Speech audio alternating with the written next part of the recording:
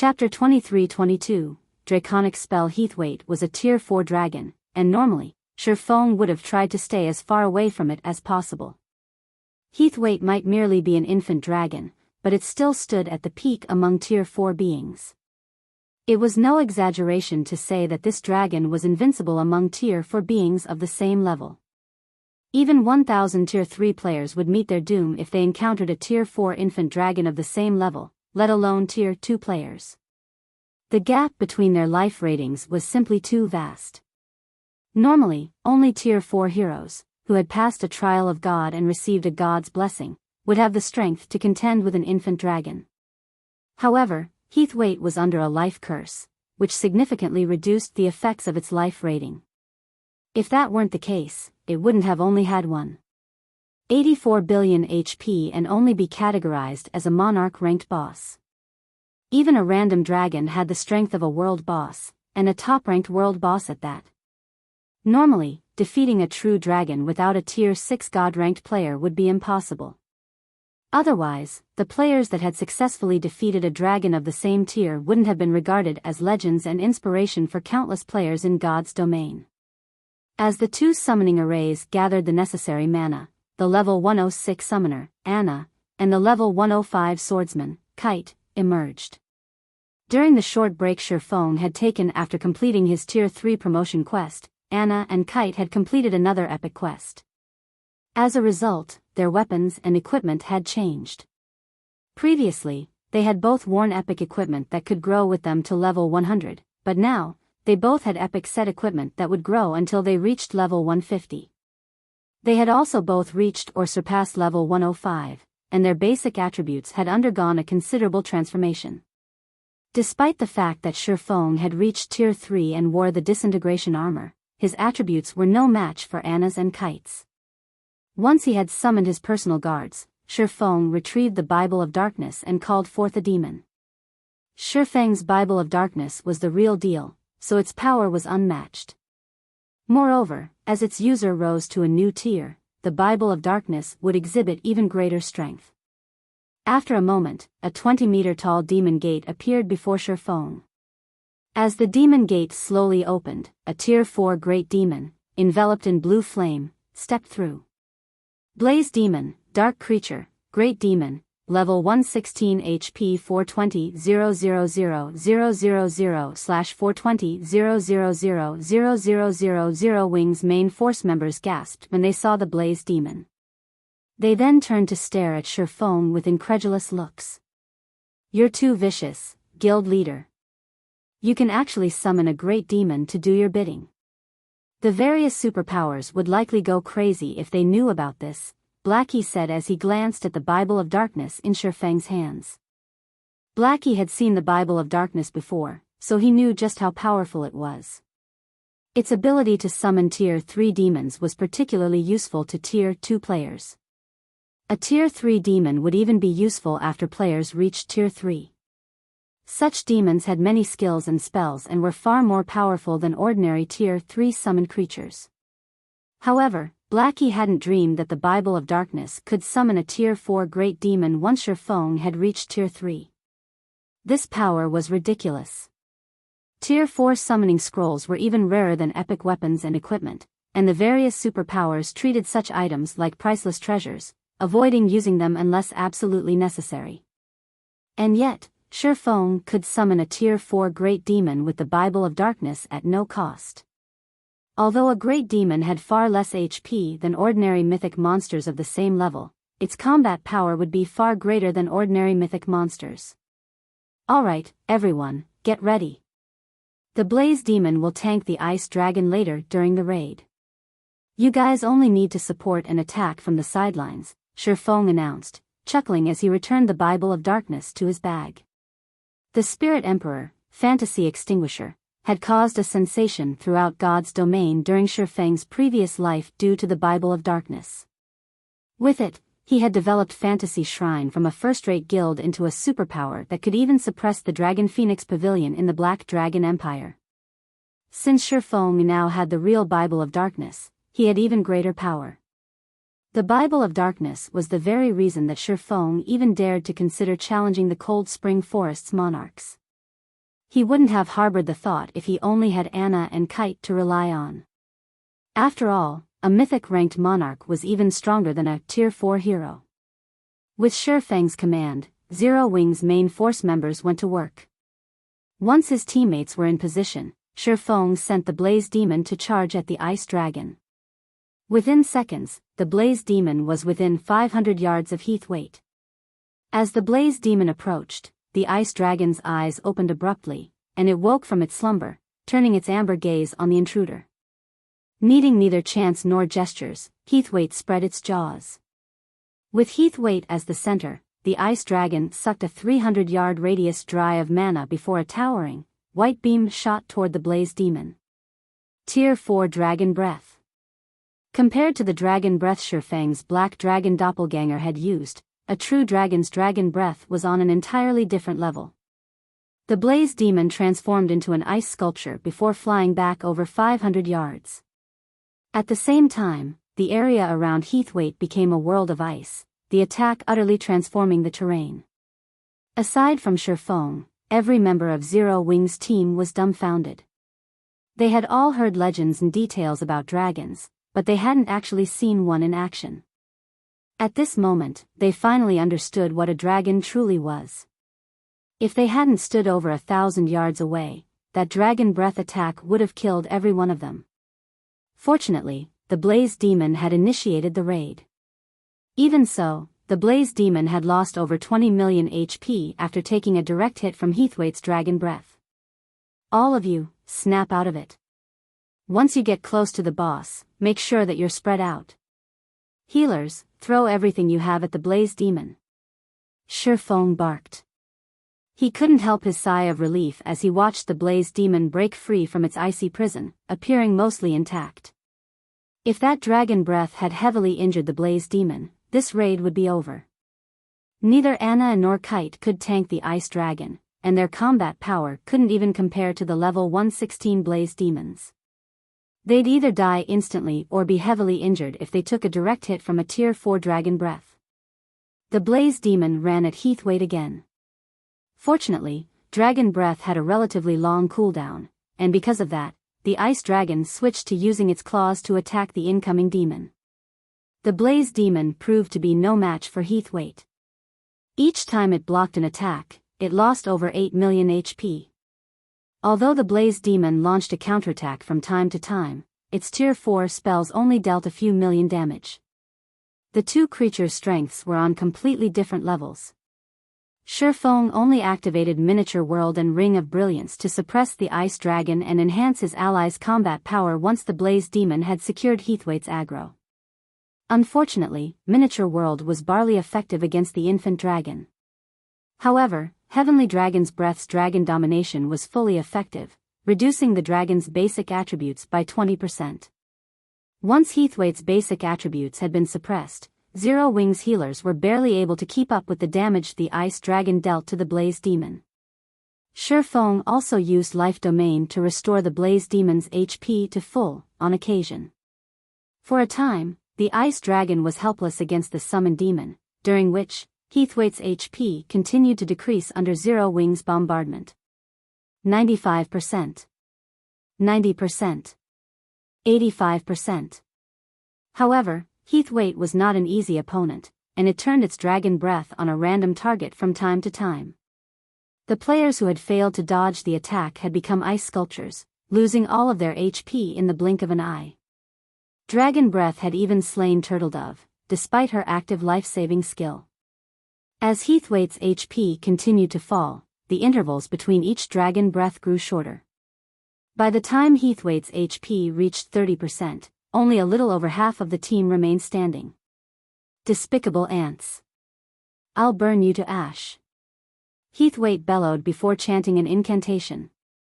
A threefold magic array with a 500-yard radius then appeared above the Ice Dragon, plundering all of the mana within a 1,000-yard radius.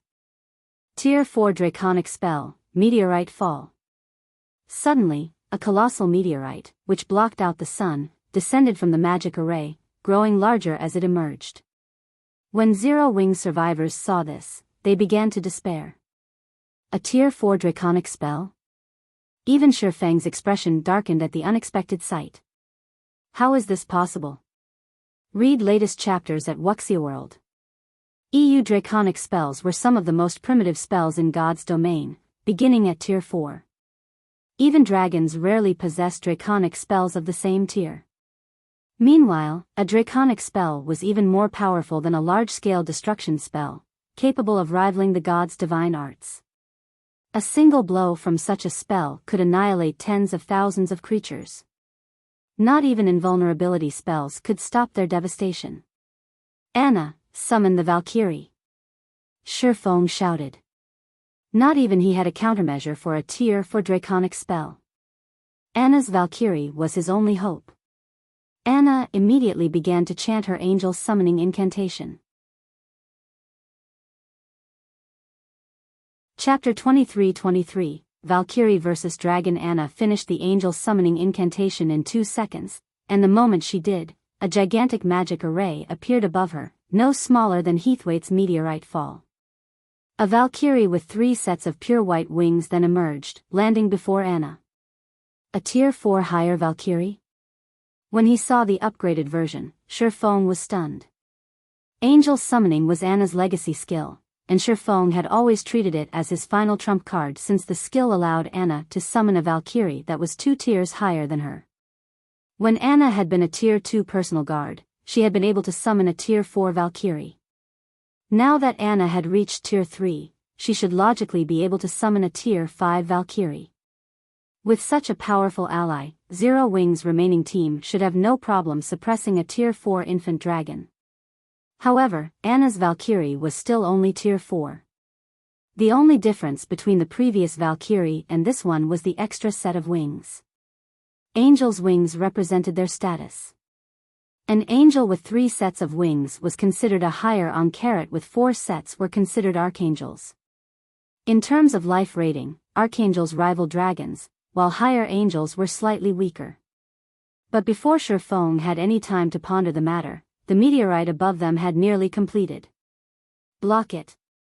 Shifeng couldn't care less about the Valkyrie's status at the moment. He immediately commanded Anna to send her Valkyrie to stop Heathwaite's meteorite fall. The higher Valkyrie began to chant an incantation as soon as Shifeng gave the command.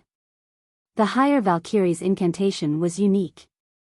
Rather than draw mana from her environment, it drew on a primitive form of mana from the void. In less than a second, a dazzling, golden spear of thunder manifested in the Valkyrie's hands. An origin spell. Shifeng was ecstatic to see the spear of thunder form from the void's mana in the Valkyrie's hands. Origin spells were the most primitive form of magic in God's domain. They were the root of all spells, capable of rivaling divine arts. However, humanity had lost track of origin spells due to repeated wars between the gods. Shifeng had never expected the higher Valkyrie to use such magic. Before Shifeng could get over his excitement, the giant meteorite, so large that it covered the sky and so heavy that it shattered space around it, began to descend. It looked as if Armageddon had begun for a moment, and Zero Wings members fell further into despair. As the meteorite began to fall, the higher Valkyrie finished her incantation. She then threw her spear at the meteorite. Soundlessly, the thunder spear transformed into a streak of golden light as it struck the incoming meteorite. Boom! The moment the 2 attacks met, the impact caused a powerful explosion. The resulting shockwave was so powerful that it nearly lifted the players below off their feet. The gigantic meteorite disintegrated into countless, smaller meteors that rained down, creating craters as they struck the ground. Every meteorite was nearly as powerful as a Tier 4 large-scale destruction spell. Zero Wings members gaped as they watched the stones slam into the ground. Tier 2 and 3 players were little more than ants in a battle of this scale. If this battle had taken place in a city, rather than in this special space, the spell's residual effects alone would be more than enough to level half the city. After blocking Heathwaite's meteorite fall, the higher Valkyrie shifted her attention to the ice dragon itself. She formed another spear of golden electricity in her hands before vanishing. By the time Zero Wings players realized where she had gone, the Valkyrie had appeared before Heathwaite. Tier 4 Superior Instantaneous Movement. Not only did Superior Instantaneous Movement have more range than the normal spell, but there was also almost no delay between the caster's disappearance and reappearance. Moreover, the spell didn't affect the ambient mana, making it impossible for enemies to determine the caster's destination. When she appeared before Heathwaite, the higher Valkyrie thrust her spear at the ice dragon. The attack was so fast that not even Shurfeng would have enough time to react. If that attack struck him, he'd die instantly. However, Heathwaite was a dragon and reacted instantly, countering the golden spear with a rage-filled claw strike. Boom! The impact of the collision created a deafening boom that echoed throughout the area. Surprisingly, the Valkyrie's strength was too much for Heathwaite, and the infant dragon stumbled 2 steps backward. After suffering this humiliating blow, Heathwaite turned a wrathful glare on Shurfeng. Heavenly Dragon's breath suppression on dragons was simply too powerful, and the passive ability had plundered 20% of Heathwaite's basic attributes. Heathwaite already suffered a life curse, so its strength was slightly lower the higher Valkyries. Now Dragon's domination affected it as well. It was no match for the summoned angel. Good. Everyone, attack with everything you've got. Shurfeng quickly shouted when he realized that Heathwaite was thoroughly suppressed. He had originally planned to use Angel's summoning only after Heathwaite had gone berserk, but he had been forced to use it early due to meteorite fall. Although Anna had risen to Tier 3, which strengthened her Angel's summoning, its duration had only increased from 10 seconds to 15 seconds. Unfortunately, Heathwaite still had nearly 30% of its HP remaining, and 15 seconds wouldn't be enough to kill it. Attack! Yan Tianqing shouted. Yan Tianqing realized the predicament they were in, as well. He immediately activated his berserk skill and his trump card, Shadow Stink, a Tier 2 taboo skill. In a frenzy, Yan Tianqing transformed into 3 streams of fog, attacking the ice dragon and dealing over -70,000 damage with each hit. Occasionally, the fog streams landed a critical hit, dealing over -150,000 damage. The rest of Zero Wing survivors activated their trump cards as well, with the weaker players dealing around -50,000 damage, while the stronger members of the team, such as Zhao Yueru, dealing upwards of -200,000 damage. Zhao Yueru's critical hits even dealt over -500,000 damage to the ice dragon. Her Tier 3 fire-type spells were a massive advantage in this raid. However, Shurfeng's DPS was undoubtedly the highest. After activating Heavenly Dragon's power, his strength could even surpass an ordinary mythic monster's, and as a result, he dealt over -1 million damage, even without fire-type skills or spells. When he used Void Slash, he instantly devoured over 10 million of Heathwaite's HP. With the higher Valkyrie, Anna, Kite, and the Blaze Demon attacking as well, Heathwaite's HP rapidly decreased. 25%. 20%. 15%. The higher Valkyrie continued to suppress Heathwaite after the dragon had gone berserk. However, she didn't deal quite as much damage. When Heathwaite's HP dropped below 10%, the higher Valkyrie's duration ended, and she vanished. Humans, you're dead. Heathwaite bellowed as the higher Valkyrie disappeared. The ice dragon swiped its tail at the Blaze Demon and Anna's Holy Knight, sending both of them flying. It then swiped a claw at Anna, ignoring the Blaze Demon completely. The ice dragon intended to rid itself of the most troublesome opponents before dealing with the remaining pests. Even without her army of summoned creatures, Anna's DPS was exceptionally high. With her summoned creatures, she was the infant dragon's most challenging opponent. Although Anna's spells could overwhelm ordinary mythic monsters, they were utterly useless against the berserk Heathwaite. Don't think you can take out our main DPS so easily. Suddenly, Shurfeng appeared before Anna and activated his disintegration power, swinging Killing Ray at Heathwaite's incoming claw. The moment Shurfeng activated disintegration power, it cancelled out Heavenly Dragon's power. In return, however, the ability temporarily elevated Shurfeng to Tier 4. Not only did he now wield Tier 4 strength, but his physique, reaction speed, and skills had risen as well. Boom! When the attacks collided, Shifeng stumbled 3 steps backward due to the impact, losing more than 50,000 HP. He was still at a disadvantage, but he had successfully blocked Heathwaite's berserk attack. When that attack had failed, Heathwaite responded with another claw strike. This time, however, the Ice Dragon activated a skill in the process. Tier 4 skill, Sky Splitter. 5 razor-sharp claws flew toward Anna from different directions, each with more power than the previous claw strike. As soon as Shifeng steadied himself, he executed Lightning Flash to counter the attacks. Executing the secret technique proved far easier after his forceful upgrade to Tier 4, and he sent 17 sword lights at the approaching claws. Pung! Pung! Pung! A series of explosions blew apart the ground around Shifeng, but even after all 5 attacks, he had only stumbled back 3 steps. He also only lost around 200,000 HP. Even at Tier 3, Shifeng had over 1,700,000 HP, far less than he currently had. Losing 200,000 HP was nothing life-threatening. After watching Shifeng pin down the Ice Dragon, his teammates breathed a sigh of relief and continued their frenzied assault against Heathwaite. Time passed quickly. As the battle progressed, Heathwaite's attacks grew stronger, but with the Blaze Dragon and the Holy Knight's help, Shifeng kept the Ice Dragon in check, preventing it from harming Anna or Kite. However, the teams suffered the occasional casualty when Heathwaite fired its dragon breath. 5%. 4%. 3%. When Disintegration Power's duration ended, Shifeng followed it up by activating Power of Darkness and Blade Awakening, relying on his twofold Berserk's effects to tank Heathwaite's attacks.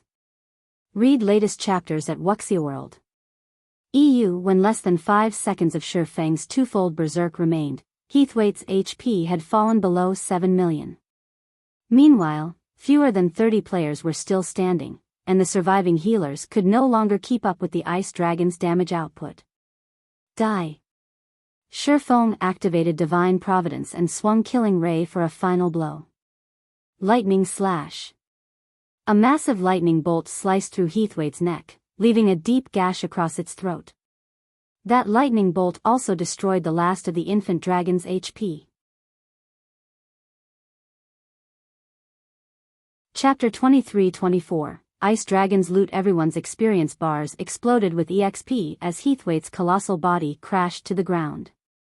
A level 100 plus mythic boss would already provide a lot of EXP, and as a monarch-ranked boss, Heathwaite would award even more. In the end, the 24 or so survivors watched as their experience bars rose beyond 90%. Although they had only reached level 100 less than a day ago, they were almost at level 101. Shifeng was now at 63% of level 101 as well. The EXP from the Ice Dragon alone was worth nearly 3 days of normal grinding. It's finally dead. And I thought we were finished, Blackie said, sighing deeply as he plopped down on the ground. He was ecstatic that they had finally won. Near the end of the raid, Heathwaite's defense and attack speed had steadily increased. At one point, Shifeng hadn't even been able to pin down the Ice Dragon with the Blaze Demon and Holy Knight's help. Moreover, Heathwaite's battle recovery generated over 10 million HP every 5 seconds, and as a result, they had barely moved the infant dragon's HP bar toward the raid's end. Yan Tianxing and the others felt like survivors of some great disaster. None of them wanted to imagine how the raid would have gone without Shifeng's Bible of Darkness and 2 personal guards. When Heathwaite had died, it had dropped over 100 items beside its corpse, forming a small mountain that radiated waves of intense pressure. It's so powerful. This is the first time I've ever seen items that emitted such intense pressure. I wonder what kind of items dropped. Maybe there's a legendary item. Everyone stared at the mountain of loot with glowing eyes, and when they heard mention of a legendary item, the eager light in their gazes grew even brighter. They all forgot about their exhaustion for a moment, wanting to charge forth and inspect the dropped items.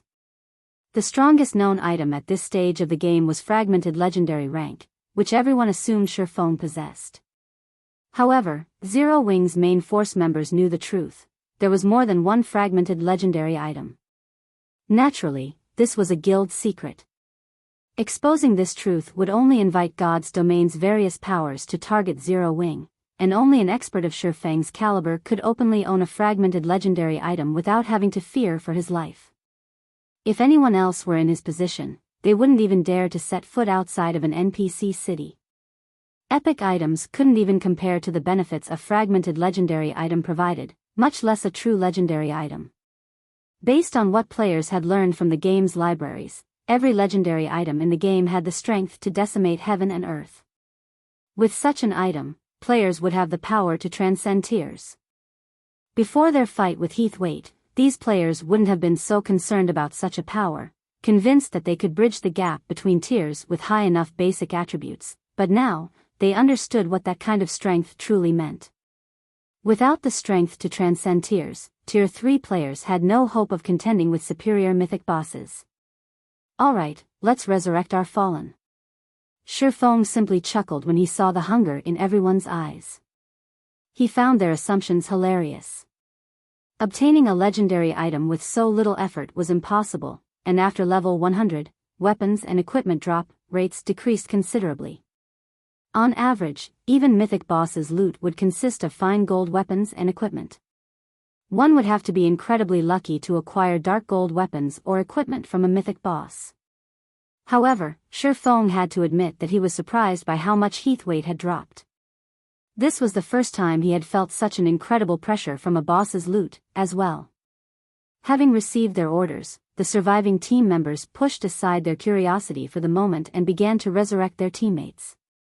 Fortunately, a monarch boss's lair was similar to the space within dungeons. Even if players died here, they'd only lose 10% of their EXP, and only 5% if a healer revived them. Thus, the level 100 players that had fallen hadn't dropped back to level 99. While his companions revived, Shi Feng organized the infant dragon's loot. Amazing! Is this a benefit for the first kill? Shi Feng was stunned as he examined the items. His only aim in killing Heathwaite was to complete his crusade quest and become Cold Spring Canyon's lord. He hadn't expected to gain much from the raid itself, yet he was elated that he had chosen this monarch boss to raid. The ice dragon had dropped a total of 121 items, which was normal for a monarch. However, the item's quality far exceeded Shi Feng's expectations. There were as many as 24 inferior legendary materials among the loot, all necessary for producing epic and fragmented legendary items. Even without a design for such items, these materials could increase one's production success rates when crafting level 100 dark gold items. Level 100 plus dark gold items were incredibly rare in God's domain, only slightly more common than epic items under level 100. They'd still be rare even after master lifestyle players gained the ability to craft level 100 plus dark gold items. The required materials for producing such items were incredibly precious. They only dropped from powerful bosses, and each boss dropped very few at a time. Moreover, the production success rate for level 100 plus dark gold items was very low. Advanced master lifestyle players would only have a theoretical success rate of 35%. Every player that focused on their subclass knew that theoretical success rates were nowhere near the actual success rates. It was merely the highest possible success rate players could achieve. In practice, a minor deviation in the process could reduce the success rate to 20% or 30%. If one included an inferior legendary material in the process, however, their production success rate with level 100 plus dark gold items would increase by at least 5%. With these 24 materials, Zero Wing could produce a dozen or so level 100 plus dark gold items. Surprising Shi Feng further, Heathwaite had also dropped legendary materials. The Ice Dragon's Claw. Countless Grandmaster forgers dreamed of obtaining this item. Dragons were one of the rarest types of monsters in God's domain, and they were immensely formidable. Acquiring a dragon's claw was nearly impossible. When used to forge weapons, dragon's claws were godly materials. As long as the player made some minor modifications to the claw, they could easily produce an epic weapon, even without an appropriate design.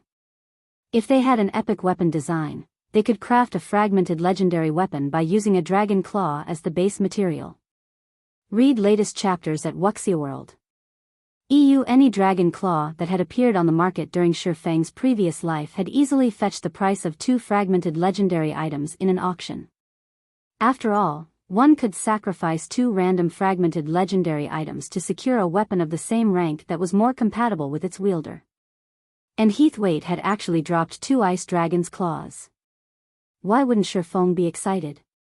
It was no wonder why the ice dragon's loot had radiated such an incredible pressure. Aside from materials, Heathwaite had dropped 5 dragon's blood vials that could boost Cola and alluring Summer's dragon bloodlines, further strengthening their Dragonslayer classes. While Shi Feng appraised the several designs the infant dragon had dropped, one result left him utterly dumbfounded. How is this possible? A flying ship design. Chapter 23-25, Crimson Dragon Flying Ship. Shi Feng fell silent for a long time as he stared at the tattered design in his hands. No matter how he thought about it, he couldn't believe that Heathwaite had dropped a flying ship design. Flying mounts were incredibly rare in God's domain, and even with a common flying mount, one would have endless bragging rights. Even the weakest flying mount was rarer and more precious than a level 100+ epic weapon. Flying ships, on the other hand, were even more amazing. The most ordinary flying ship's movement speed could rival an extraordinary flying mount, and one could accommodate up to 100 people at a time. Their aerial combat abilities were even at the peak of Tier 3. However, the main continent's various countries had monopolized the technology for flying ships, and players typically had no way to get their hands on one. At best, players could rent an airship, which could only transport goods and people, from one of the kingdoms or empires. One would be dreaming if they thought to rent a flying ship, an aerial weapon of mass destruction. Shi Feng had never even heard of anyone obtaining a flying ship design by killing a boss. If players wanted to acquire a flying ship design, they'd have to raid a major NPC power's main headquarters or steal one from one of the NPC kingdoms or empires. Of course, both methods were exceedingly dangerous.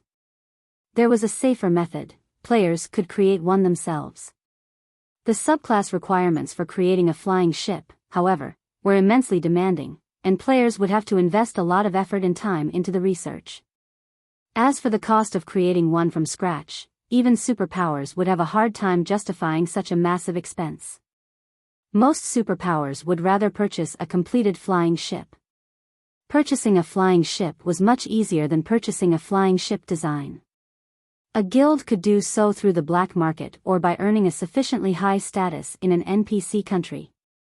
Regardless of which method a player or power relied on, the price would be exorbitant. Furthermore, players could only purchase a very limited number of flying ships. As far as Shi Feng knew, the easiest way to buy a flying ship was to become a duke in a kingdom. As a duke, a player could purchase one flying ship for 80,000 gold. To acquire more, they'd have to try their luck in the black market. Unfortunately, the black market only accepted ancient gold, not regular gold. And yet, Shi Feng had just obtained a flying ship design after killing Heathwaite. If the various powers of his previous life had known this, they would have slaughtered every ice dragon in God's domain.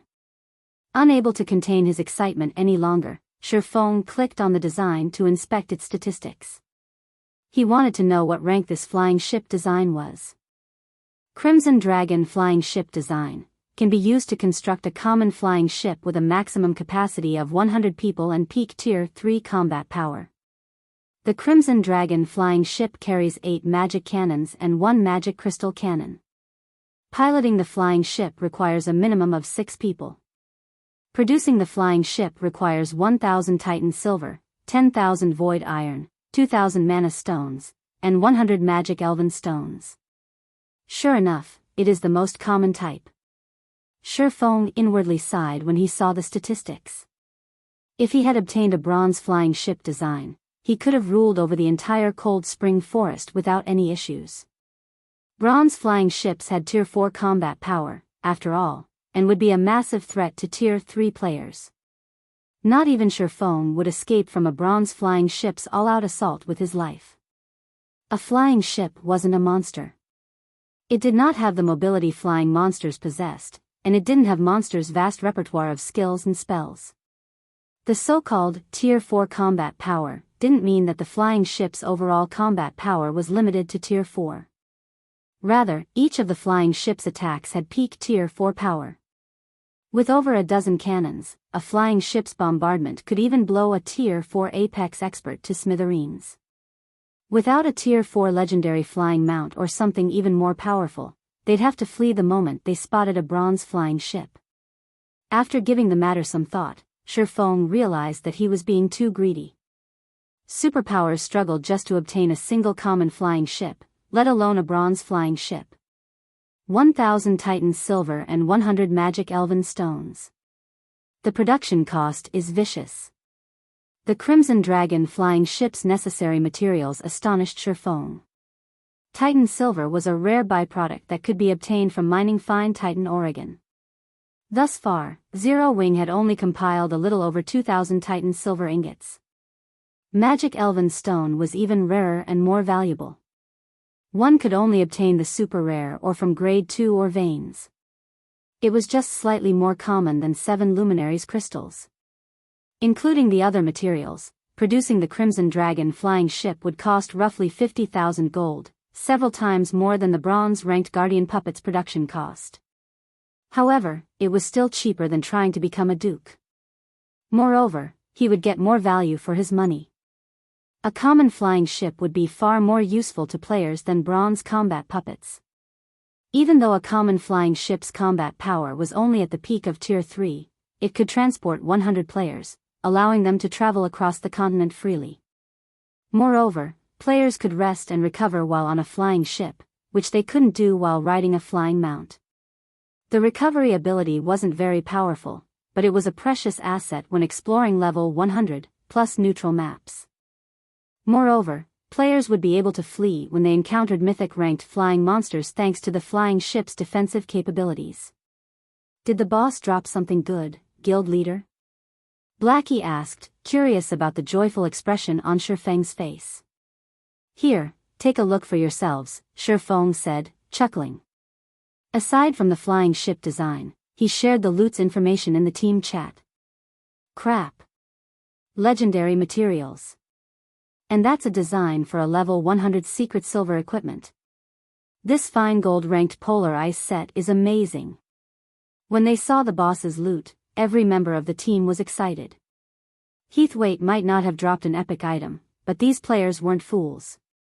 They knew how precious inferior legendary and legendary materials were. These were all top-tier materials that could be used to produce epic items. Moreover, the Ice Dragon had dropped 7 pieces of level 100 dark gold equipment and over 30 level 100 fine gold weapons and equipment pieces. These weapons and equipment would grant many of the team members a massive boost to their combat power. The polar ice set Heathwaite had dropped was particularly eye-catching. It might only be a 6-piece, level 100 fine gold set equipment, but its attributes were nearly 3 ranks stronger than that of level 95 dark gold equipment. With this set, a level 100 elementalist could easily defeat lower-level experts in full epic equipment. Following which, Shifeng held an internal auction, and Yi Luofei claimed the polar ice set. Now, only Shifeng, Kola, and Zhao Yueru, who had at least one fragmented legendary item and multiple pieces of epic equipment, had higher basic attributes than she did. Once the weapons and equipment had been distributed, Shifeng returned to White River City with his team. Since Zero Wing's main force members had finally reached level 100 or higher, they qualified to challenge their Tier 3 promotion quests. Naturally, he couldn't continue to help them level up in the Cold Spring Forest, and more than a dozen of the team members were ready to challenge their promotion quests now. Wasting time would be a pity. Players would only become true powerhouses in God's domain once they reached Tier 3, after all. Read latest chapters at Wuxia World. Shifeng spent some time advising his players on how to complete their Tier 3 promotion quests before he dismissed them. Those that weren't strong enough yet left to prepare a bit more, and the players that were strong enough headed to the Adventurers Association immediately. Meanwhile, Shifeng headed toward White River City's Adventurers Association for another matter.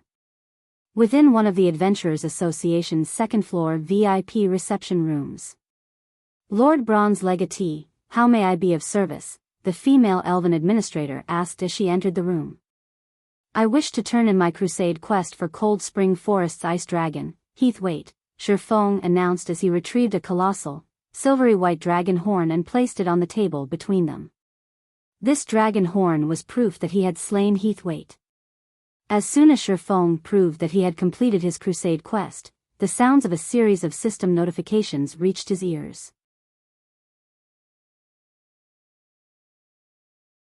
Chapter 23-26, 1-Star Lord System. You have completed the crusade quest for the Ice Dragon, Heathwaite. Rewarding Lord's Token, level +1, Star Moon Kingdom Reputation +300, Guild Popularity +10,000 System, congratulations. You are the first player to become a Lord in God's domain. Rewarding Lord Popularity +100. System, congratulations. For acquiring 100 Lord Popularity points, you have been promoted to a 1-Star Lord. The system notification repeated 3 times while Shifeng rose to level 102. The system promoted me to a 1-Star Lord just for being the first player to become one? Shifeng couldn't believe his eyes as he stared at the system notifications.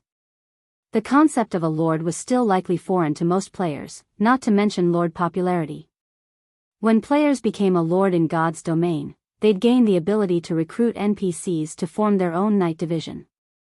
However, the process was similar to searching for personal guards, so it had its challenges. Furthermore, a knight division had 5,000 slots. It was easy to imagine how difficult it would be to fill these slots with high-quality NPCs. The only method to ease the process was to increase one's lord popularity. The higher a lord's popularity was in God's domain, the easier it would be to persuade and recruit NPCs with high growth potential. Unfortunately, increasing one's lord popularity was incredibly difficult, only possible by completing special quests. Moreover, one would only gain a handful of popularity points with each quest. Accumulating 100 Lord popularity normally required a lot of time and effort. Meanwhile, every 100-point increment was a turning point. The first 100 points would elevate one to a 1-Star Lord, at which point players wouldn't have to run around NPC cities in search of appropriate NPCs. They could simply start a draft through the Adventurers Association. These drafted NPCs might not be uniformly powerful, but there would be quite a few with high growth potential. If one were lucky enough, they might even recruit a secret silver guard. Of course, with more Lord popularity, the standard of their drafted NPCs would increase. The problem of increasing his Lord popularity to 100 points had troubled Shifeng. Without a solution, he'd have to spend several months finding capable NPCs to fill his 5,000 knight slots. Fortunately, God's domain solved that problem for him. Administrator Lorraine, I wish to draft members for my knight division through the association, Shifeng declared as he showed the Lord's token to the elven administrator. Very well. However, the fee will depend on the scale of the draft you wish to implement. Generally, a draft in a town costs 10 gold per week, 100 gold per week in a city, 300 gold per week in a kingdom's capital, and 1,000 gold per week in an imperial capital. Where would you like to implement your draft? Lorraine asked. How expensive? It's no wonder why the Adventurers Association is the 4th wealthiest power in God's domain. Shifeng was speechless after hearing the prices. Second- and third-rate guilds had no hope of obtaining a lord's position in the past. The various superpowers and top-ranked first-rate guilds had monopolized this benefit. Hence, Shifeng hadn't actually known how much it would cost to implement a draft. He certainly hadn't expected it to cost this much to form a knight division. The results of a draft depended on one's luck. NPCs would not simply respond to a draft because the Adventurers Association had issued it. According to Shifeng's calculations, he would need to implement a draft in several hundred cities to recruit 5,000 knights with relatively high growth potential in a short time. I'd like to implement the draft in these country cities, Shifeng decided. After giving the matter some thought, he felt it would be best to recruit from cities in flourishing kingdoms and empires. In the end, he paid 44,500 gold to implement his draft in more than 400 cities. It was a large enough expenditure to put a first-rate guild's finances in the red. God's Domain's guilds were pushing their experts to reach level 100 right now, and as a result, it was only natural that their expenses would rise. Fortunately, Zero Wing had the Candlelight trading firm and multiple guild towns and cities to generate income. The guild earned just as much profit as an ordinary superpower. However, Zero Wing still needed to support its main headquarters in the real world and the Heaven's Rumble Training Center. The guild wasn't particularly wealthy at the moment.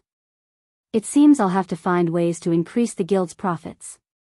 With how much Zero Wing has right now, financing 5,000 knights is impossible. After paying for the drafting fee, Shifeng mentally calculated how much he'd need to spend on his future knight division.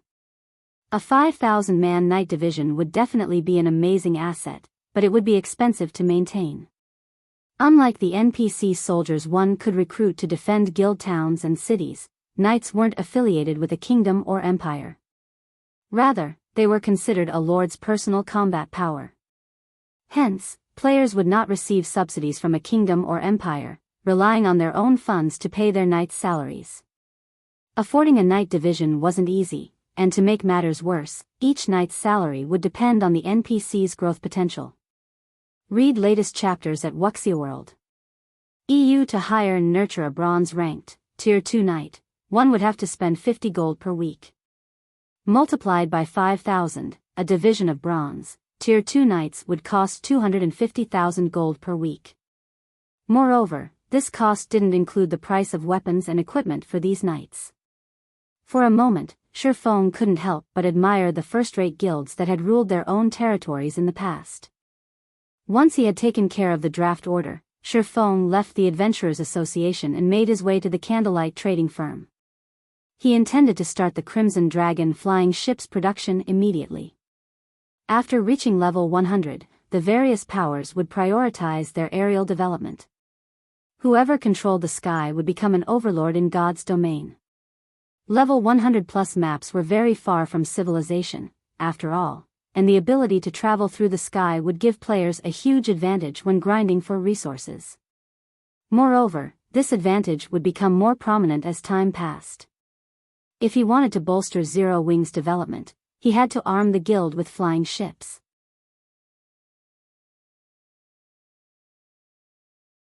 Chapter 23-27, Producing a Flying Ship. White River City, Candlelight Trading Firm. The special room, which was the size of a basketball court, contained various piles of rare materials.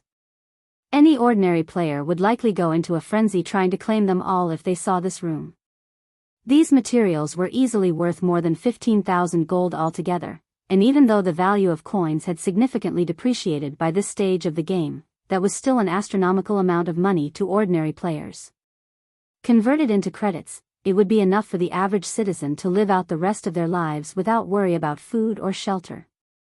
Here are the last of the materials you requested, guild leader, Melancholic Smile said as she handed 100 magic elven stones to Shifeng. Shifeng had basically asked for everything the Candlelight firm had in stock of the rare materials he needed, particularly the Titan Silver and Magic Elven Stone. These were rare drops, even from the Flame Demon's valleys attributed or vain.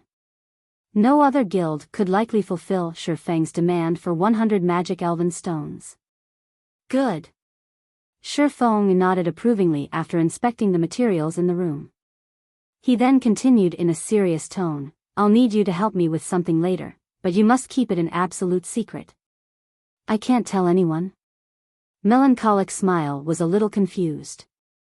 The Candlelight trading firm rigorously screened any potential members before they were recruited.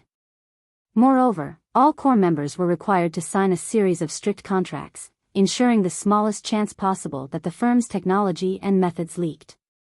Sharing such technology required one to transfer designs. Without the correct design, it didn't matter if a player knew how to produce an item. Now, however, Shifeng forbade her from even mentioning their discussion. It was a bit unusual. You'll understand soon, Shifeng said. He then carefully pulled the Crimson Dragon flying ship design from his bag and placed it on the stone table before him. Melancholic Smile didn't think much of the design initially. She had seen plenty of precious and rare designs and recipes in her line of work. She had grown numb to such surprises. However, when she realized what this design booklet depicted, she froze in shock. Flying ship. Melancholic Smile could not believe her eyes. As a lifestyle player and the Candlelight trading firm's manager, she could only dream of crafting an airship, which was only a method of transportation, let alone a flying ship. Countless lifestyle players dreamed of creating flying ships, especially after seeing airships fly from one city to another. However, they assumed that would remain a dream. Players had absolutely no access to designs for airships and flying ships due to the various kingdoms and empires' heavy restrictions regarding their flying technology. Once they secured a foothold in level 100 neutral maps, the various superpowers would finally be able to exhibit their true strength. Zero Wing didn't have support from any major corporations. Thus, it couldn't afford to continuously recruit large numbers of experts, especially refinement realm and above experts, rapidly expanding. Zero Wing would have to nurture such experts on its own. There was simply no comparison between the various superpowers and their guild. Obtaining more resources and ensuring it had time to develop was the only way Zero Wing could secure its position in God's domain. That was the only way the guild would survive the intense struggle between the various superpowers in level 100+ neutral maps. Now that Zero Wing had its own territory and had begun to draft NPCs for a knight division, the guild needed more funds and resources to arm its knights. Maintaining a proper knight division with Zero Wing's current income was impossible. Unfortunately, it had become considerably more difficult to earn profits and resources from other worlds now that the planar passages had opened. That left Zero Wing with only one method to increase its income: transportation of goods. The industry would be particularly profitable when it came to moving non-bag space items. Shifeng had intended to produce intermediate traps to earn more funding, but it was too soon to introduce these items to the public. Most of the various large guilds' main forces hadn't begun exploring level 100 neutral maps yet, and demand for intermediate traps would be limited. Furthermore, Zero Wing's members would need these traps as well. Without at least 100 intermediate trap designs, it would be very difficult for Candlelight to produce enough intermediate traps for Zero Wing's purposes and to earn substantial profits. However, transportation methods were a different story, especially when it came to flying ships. Even a common flying ship could carry up to 500 non-bag space items, far more than any sailboat. In addition, flying ships' movement speed was much higher than sailboats. If Zero Wing resold non-bag space materials, it would make a killing. This was why the various superpowers had gone crazy for airships and flying ships during Shifeng's previous life. I understand. I'll copy the design for these parts and split them between multiple groups. I'll ensure that no one has any idea that we're making a flying ship, Melancholic Smile promised, nodding. She then began to examine the flying ship's design and plan accordingly. It shouldn't be very difficult to hide what they were doing. Some of the flying ship's parts were similar to those in ordinary ship designs. Most of the parts that were different would require forgers. As long as Shifeng crafted those parts himself, they shouldn't have any issues keeping this a secret. Melancholic Smile then left to distribute the construction materials and designs among the Candlelight's master lifestyle players. None of these players suspected a thing when they received their orders. This wasn't a usual process, after all, especially after Zero Wing had recently begun to craft bronze speedboats. Meanwhile, Shifeng turned his full attention to forging the flying ship's engine. After producing the Guardian puppets and Hell tanks, he was quite familiar with engine production. The Crimson Dragon flying ship's engine was simply a more complex version. Sure enough, this is beyond an ordinary advanced master forger. As Shifeng examined the engine's design, he could feel a headache begin to brew. Fortunately, his forging standard wasn't a problem. With the Philosopher's Hand, he could elevate himself into an advanced master forger, so he met the engine's minimum requirements. However, the magic array that he needed to inscribe on the engine would be a challenge. It was so complex that it nearly required a master magician to complete. However, Shifeng did not panic. Instead, he calmly and slowly researched the engine's magic array and repeatedly attempted to draw it. After over a dozen hours of practice, Shifeng had finally learned how to draw the magic array successfully and barely finish it in one go. Good. Let's make the engine now. Shifeng took a short break before he focused on producing the engine. The engine's production process wasn't simple, and Shifeng had decided to use a dragon blood crystal, a top-tier inferior legendary material Heathweight had dropped, to increase his success rate. Crystallized dragon power, the dragon blood crystal was the size of a fist and contained energy that was nearly as pure as that in 7 luminaries crystals. Not only could one use a dragon blood crystal as a power core for a city's defensive magic array, but it could also reinforce magic arrays. It was easily as valuable a level 100+ epic weapon. Unfortunately, Heathweight had only dropped 1 dragon blood crystal. Shifeng had considered saving it to strengthen one of his city's magic arrays, but after giving the matter some thought, he decided to use it to increase his production success rate. A flying ship would be an immeasurable asset, after all. Time passed quickly, and the engine slowly took shape. Although others would have struggled to temper the materials, it was quite easy for Shifeng with the help of the Soul Flame. It saved Shifeng plenty of time and concentration. Read latest chapters at Wuxia World. Shifeng finally finished the engine's body after 6 hours of restless work. As the engine took shape, the special forging room's mana surged toward it. Sensing the change, Shifeng began to engrave the magic array immediately. Whether or not the production process was a success would largely depend on the engraved magic array at the end. Not only did the array have to be completed within a short time, but it also had to be completed in one move. Shifeng couldn't afford to pause during the process. This was the only way the engine's mana would be able to flow smoothly. A single, minor deviation would waste all of his efforts thus far. 1 minute. 3 minutes. 5 minutes. As the mana flowing into the engine began to thin, Shifeng engraved the array faster. His concentrated rapidly depleted as if he were executing lightning flash with every second that passed. Just as the mana flow was about to cut off, Shifeng finished the last connection, completing the magic array.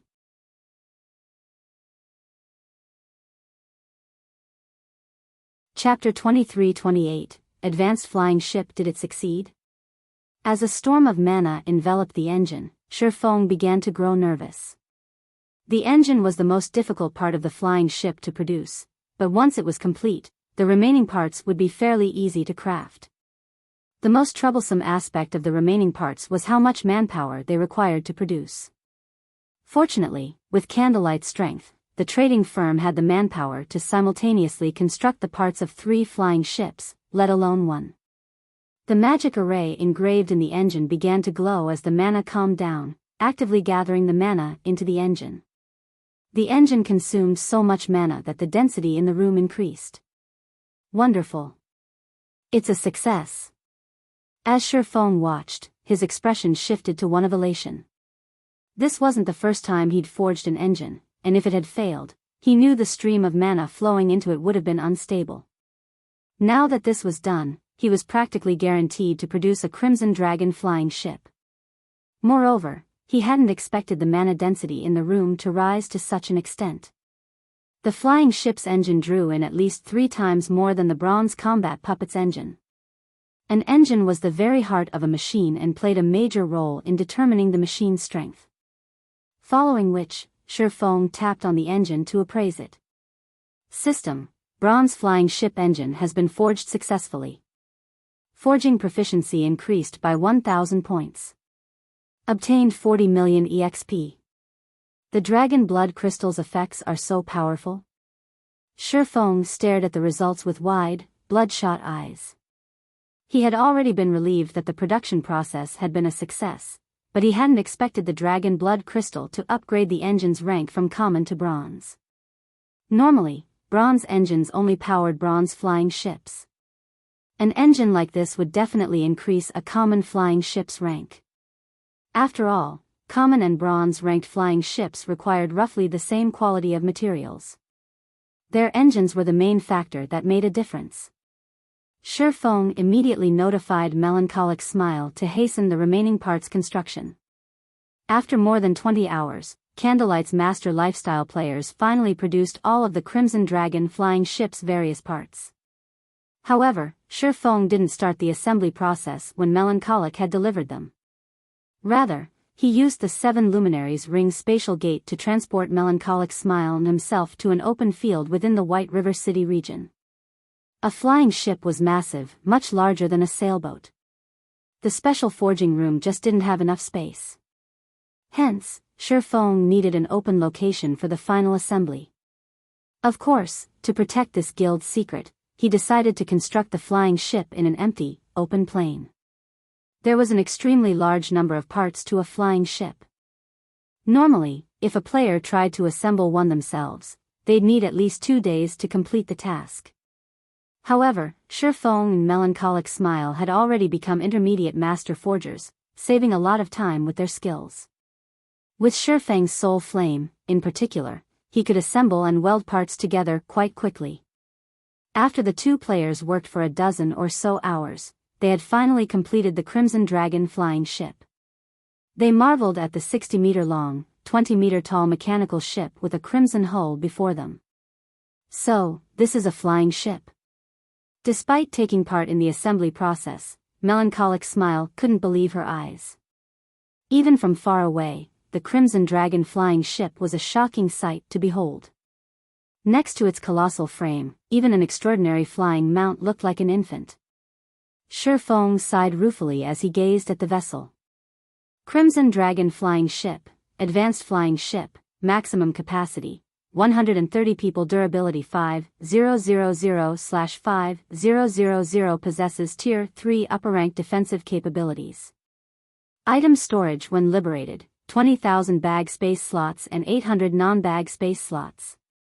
Additional active skill 1, Magic Shield, absorbs up to 50 million damage for 10 minutes. Cooldown, 15 minutes.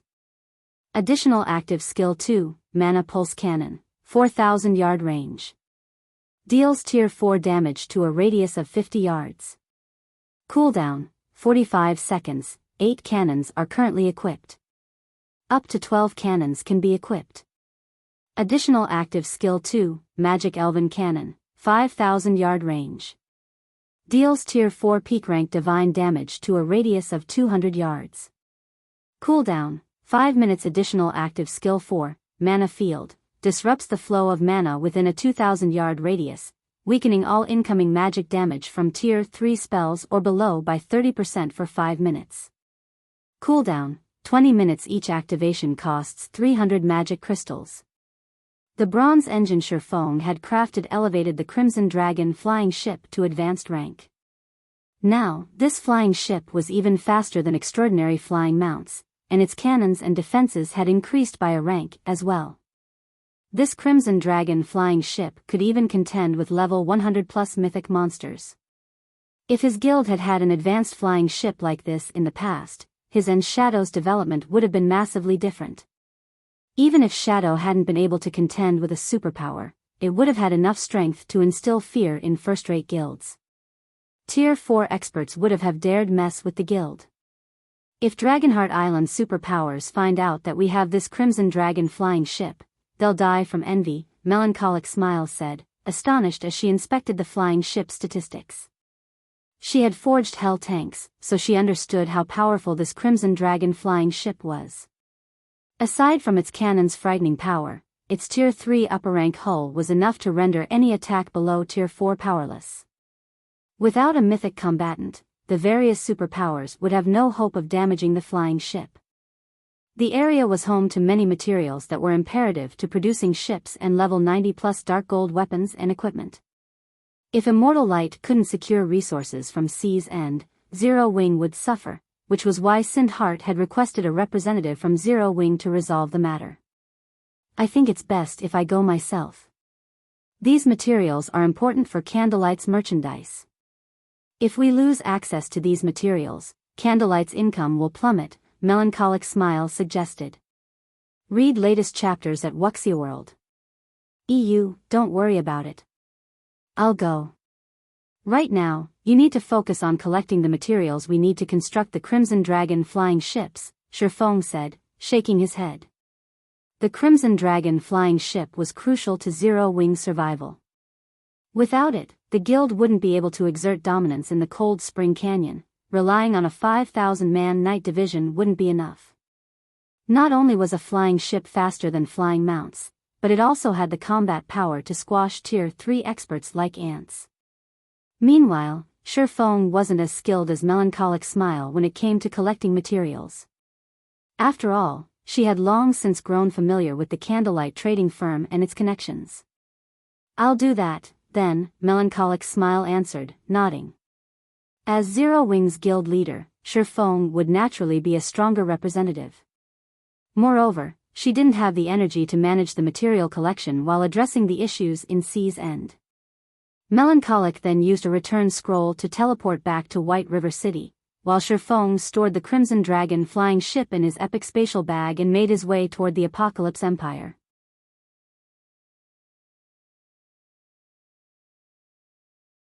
Chapter 23-29, Times Have Changed. Apocalypse Empire, Blue Base City. After teleporting to Apocalypse City, Shifeng continued toward Blue Base City, one of the Empire's port cities. Although Blue Base City wasn't a particularly large NPC city, its player traffic was intense. Shifeng saw an endless stream of players entering and leaving the city's teleportation hall. Moreover, many of these players wore exquisite clothing and the 2-star merchant's insignia. Some even had the 3-star insignia. The merchant's insignia was proof of a merchant player's ability. The higher a merchant player's star rank was, the greater their ability. Normally, 3-star merchant players were supported by a large guild, and they possessed significant resources and sales connections. Hence, they were known as great merchants and were even rare in imperial capitals.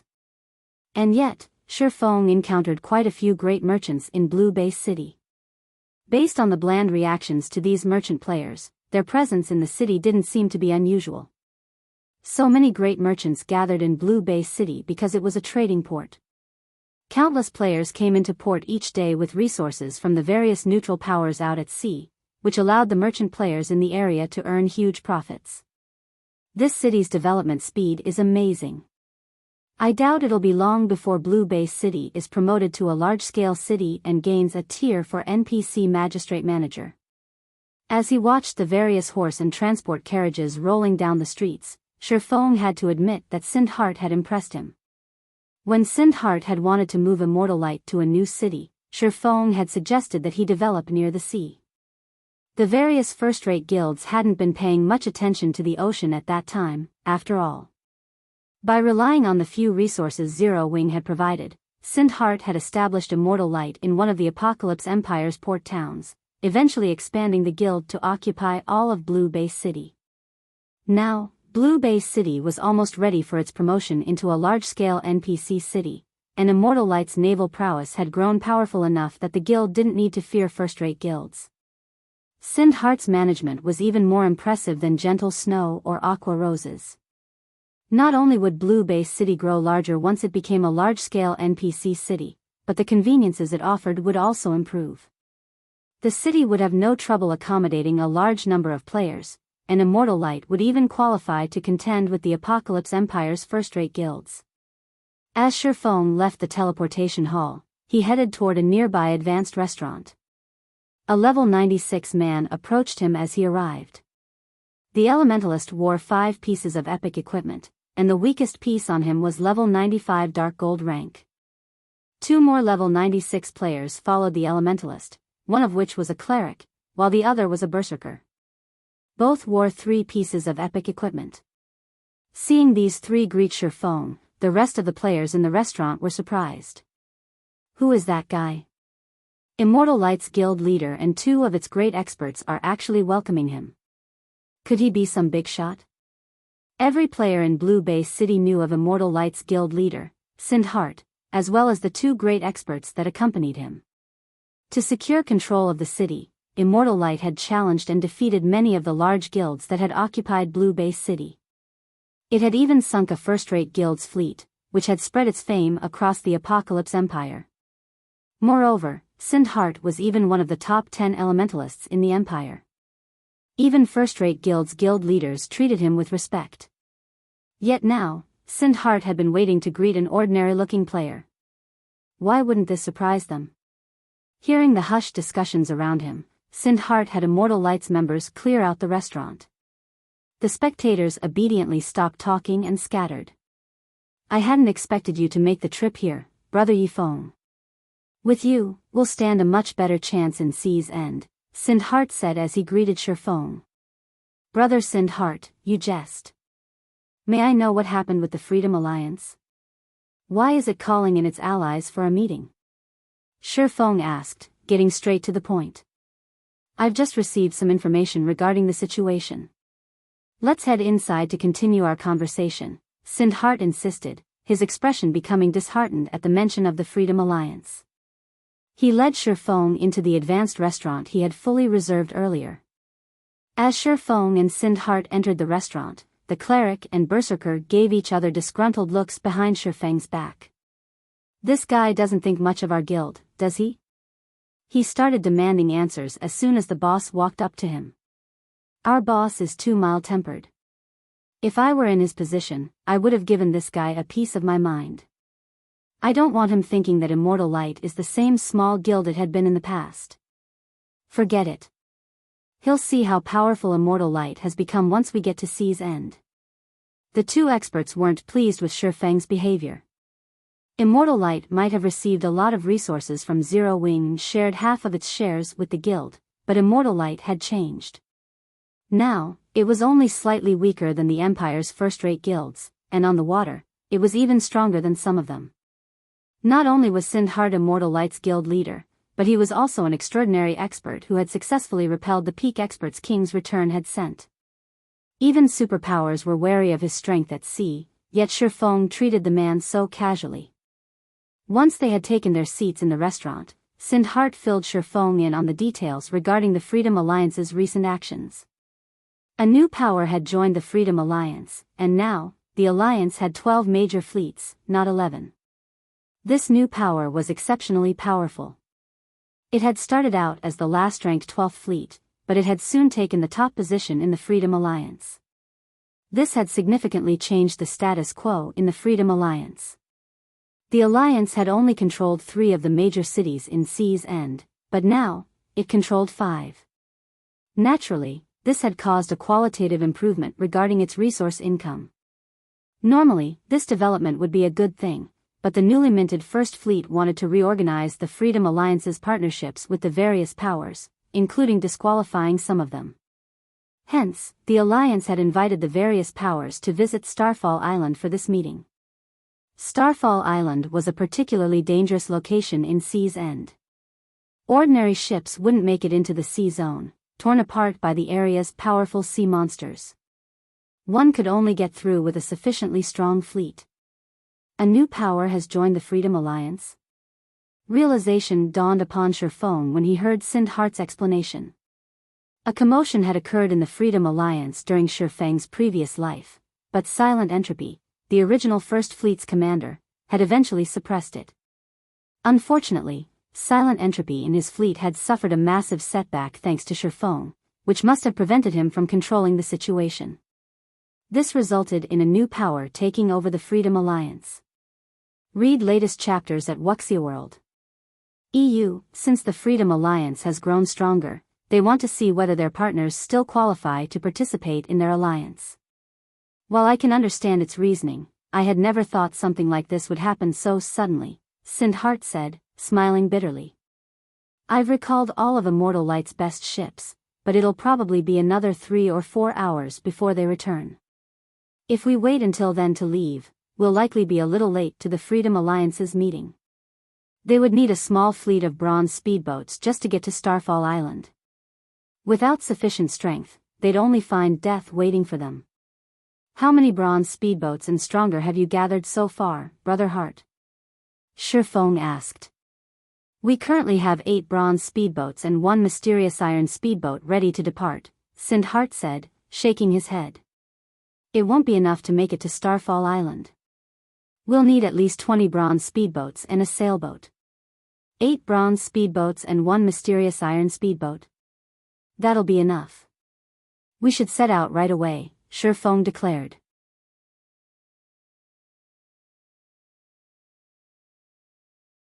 Chapter 23:30, Mysterious Iron Sailboat, there enough? Sindhart gave Shifeng a confused look. Normally, a small fleet of 8 bronze speedboats and a mysterious iron speedboat would be a formidable force, but they needed to reach Starfall Island. Starfall Island served as a transit point for players who wanted to explore level 100+ sea zones. Every sea monster near the island was level 95 or higher, and their population density was terrifying. One could even encounter mythic-ranked king-class sea monsters in the area. Without a sufficiently powerful fleet, their journey to Starfall Island would be a one-way trip. I've brought a sailboat with me. With it, we should have enough combat power, Shifeng tried to reassure Sindhart when he saw the man's worried expression. He then took out the crystalline bottle housing the Storm's sailboat from his bag. A mysterious iron sailboat? Sindhart's eyes nearly fell out of their sockets when he saw the Storm's sailboat. Sindhart had long since known that Zero Wing possessed superb naval power. The guild had both the secret, silver-ranked Swift Dragon speedboat and bronzed-ranked One-Horn sailboat, after all. Even now, there were only 2 known secret silver speedboats throughout the Apocalypse Empire, Pantheons and Zero Wings. Although a secret silver speedboat was only 1 rank higher than a mysterious iron speedboat, the difference between the 2 boats' combat power was like the difference between heaven and earth. Not even an ordinary sailboat was a match for a secret silver speedboat. When Phoenix Rain had secured her position on Thunder Island, Zero Wing's Swift Dragon speedboat had been a large part of the reason for her success. Moreover, the Freedom Alliance's passing monarch had relied on the Swift Dragon and One-Horn speedboats to secure the best territories the Freedom Alliance occupied. Although passing monarch hadn't been able to claim his as the Alliance's first fleet, he had secured the second rank enough authority that his word in the Freedom Alliance was only second to Silent Entropy's, the original First Fleet's commander. Passing monarch had also become the reason that Immortal Light had been able to continue developing in the Apocalypse Empire. Sindhart had never dreamed that Zero Wing would have an even stronger ship. Reaching Starfall Island shouldn't be much of a problem with this Storm's sailboat, but it's getting pretty late. We should head out, Shifeng said as he stored the repaired Storm's sailboat. This is wonderful. We'll have a much better chance of securing our position now. Sindhart exclaimed, brimming with confidence. Setting aside Zero Wing's strength as a pseudo-superpower and the relationship between passing monarch and Shifeng, the Storm's sailboat would be more than enough to ensure Immortal Light retains its position as one of the Freedom Alliance's partners. In fact, it might even help improve relations between Immortal Light and the Freedom Alliance. Sindhart gathered his men immediately, and they teleported to Sea's End's Blue Jade City with Shifeng. Once they arrived, they'd set sail towards Starfall Island sea zone. Sea's End, Starfall Island, as a transit hub for players traveling to level 100+ sea zones, the island wasn't very populated right now. However, due to the Freedom Alliance's invitation, any power that wanted to remain a member of the Alliance had no choice but to brave the dangerous journey to the island. As a result, a large number of speedboats and sailboats filled Starfall Island's port. The weakest speedboat at the dock was bronze rank, and quite a few of them were mysterious iron rank. Even naval superpowers would be stunned by the grand sight. I wonder what stunt the Freedom Alliance is trying to pull this time. They called us all the way out here. It's likely that they're trying to determine whether or not we're strong enough to get this far. Ordinary powers have no hope of reaching this sea zone. We lost a considerable amount of durability just from the fights with the sea monsters on the way here. That's right.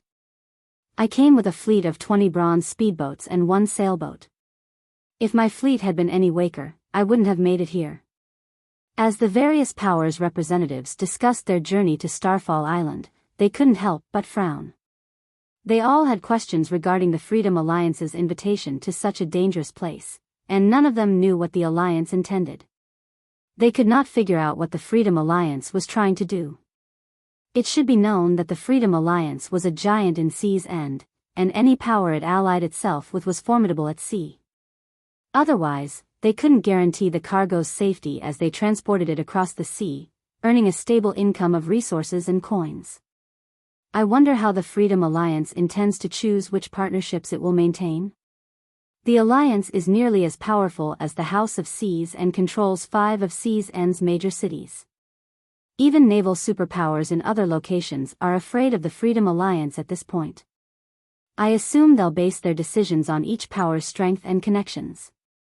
Take Immortal Light, for example. As a second-rate guild, it doesn't qualify to partner with the Freedom Alliance, but because of its close relationship with Passing Monarch, the Third Fleet's commander, it can collect resources that not even first-rate guilds like ours can reach. Indeed. Immortal Light should be responsible for as much as 10% of the Freedom Alliance's resources. Even naval superpowers are envious. However, based on my information, Zero Wing stands behind Immortal Light. The guild is a large part of the reason that Passing Monarch had risen to his current position. It is only natural that Immortal Light has been assigned better resources than other powers. As the various representatives chatted about Immortal Light, envy flashed in their eyes. There were over 30 powers cooperating with the Freedom Alliance, yet Immortal Light claimed 10% of the Freedom Alliance's resources. Immortal Light's luck will run out soon. I'm sure the Freedom Alliance intends to redistribute its resources during this meeting, and not even Silent Entropy has as much authority in the Alliance as he used to, much less Passing Monarch. I agree. Based on what insider information I've received, not only has the Freedom Alliance invited major powers like ours to this meeting, but it's also invited Giant's Heart from the Sea God's realm. Giant's Heart? You mean the guild that stole the Flare Fortress from the Pride Empire and the Fire Dragon Empire? The very same. Is there another Giant's Heart I don't know about? When the various representatives heard mention of Giant's Heart, their expressions darkened. They had never thought the superpower from the Sea God's realm would try to claim a piece of the pie. Ordinary players might not have heard of Giant's Heart, but the various major powers that paid constant attention to the shifts of power within God's domain would be quite familiar with the name by now. The superpower had successfully stolen a fortress from the Pride Empire, a super guild. With that move, Giant's Heart had proven that it was powerful enough to shake the various superpowers on the main continent. If Giant's Heart intervened in the Freedom Alliance's matters, it was almost certain to claim a large fraction of the Alliance's resources. Meanwhile, while the various major powers' representatives conversed, another fleet approached Starfall Island. Once they noticed the fleet, these representatives gaped, shocked. This fleet consisted of 60-plus bronze speedboats, 11 mysterious iron speedboats, and 5 sailboats, 2 of which were bronze rank. This fleet was easily several times stronger than the various powers, and every ship bore the Giant's Heart Guild emblem on its sails. As these ships docked, over 1,000 players disembarked. Every one of these players was level 96 or above, with many at level 97. The weakest piece of equipment on these players was level 95 fine gold rank, and over a dozen of them wore level 95 fine gold set equipment. As for the several players leading the group wore a minimum of 5 pieces of epic equipment. As these players walked through the port, the various major powers members unconsciously stepped aside to open a path. Amazing. Too amazing. So, this is Giant's Heart? Read latest chapters at Wuxia World. EU. Even if Zero Wing makes a personal appearance, Immortal Light will get nothing but the Freedom Alliance's scraps. These representatives couldn't help but admire the strength of Giant's Heart's fleet and members. Shortly after Giant's Heart's fleet docked, more ships appeared on the horizon. A sailboat, which was much larger than bronze sailboats and required 3 mainsails, led this small fleet. A faint layer of mana enveloped the entire sailboat. What is that? That sailboat is actually protected by a magic barrier. Wait. That's a mysterious iron sailboat.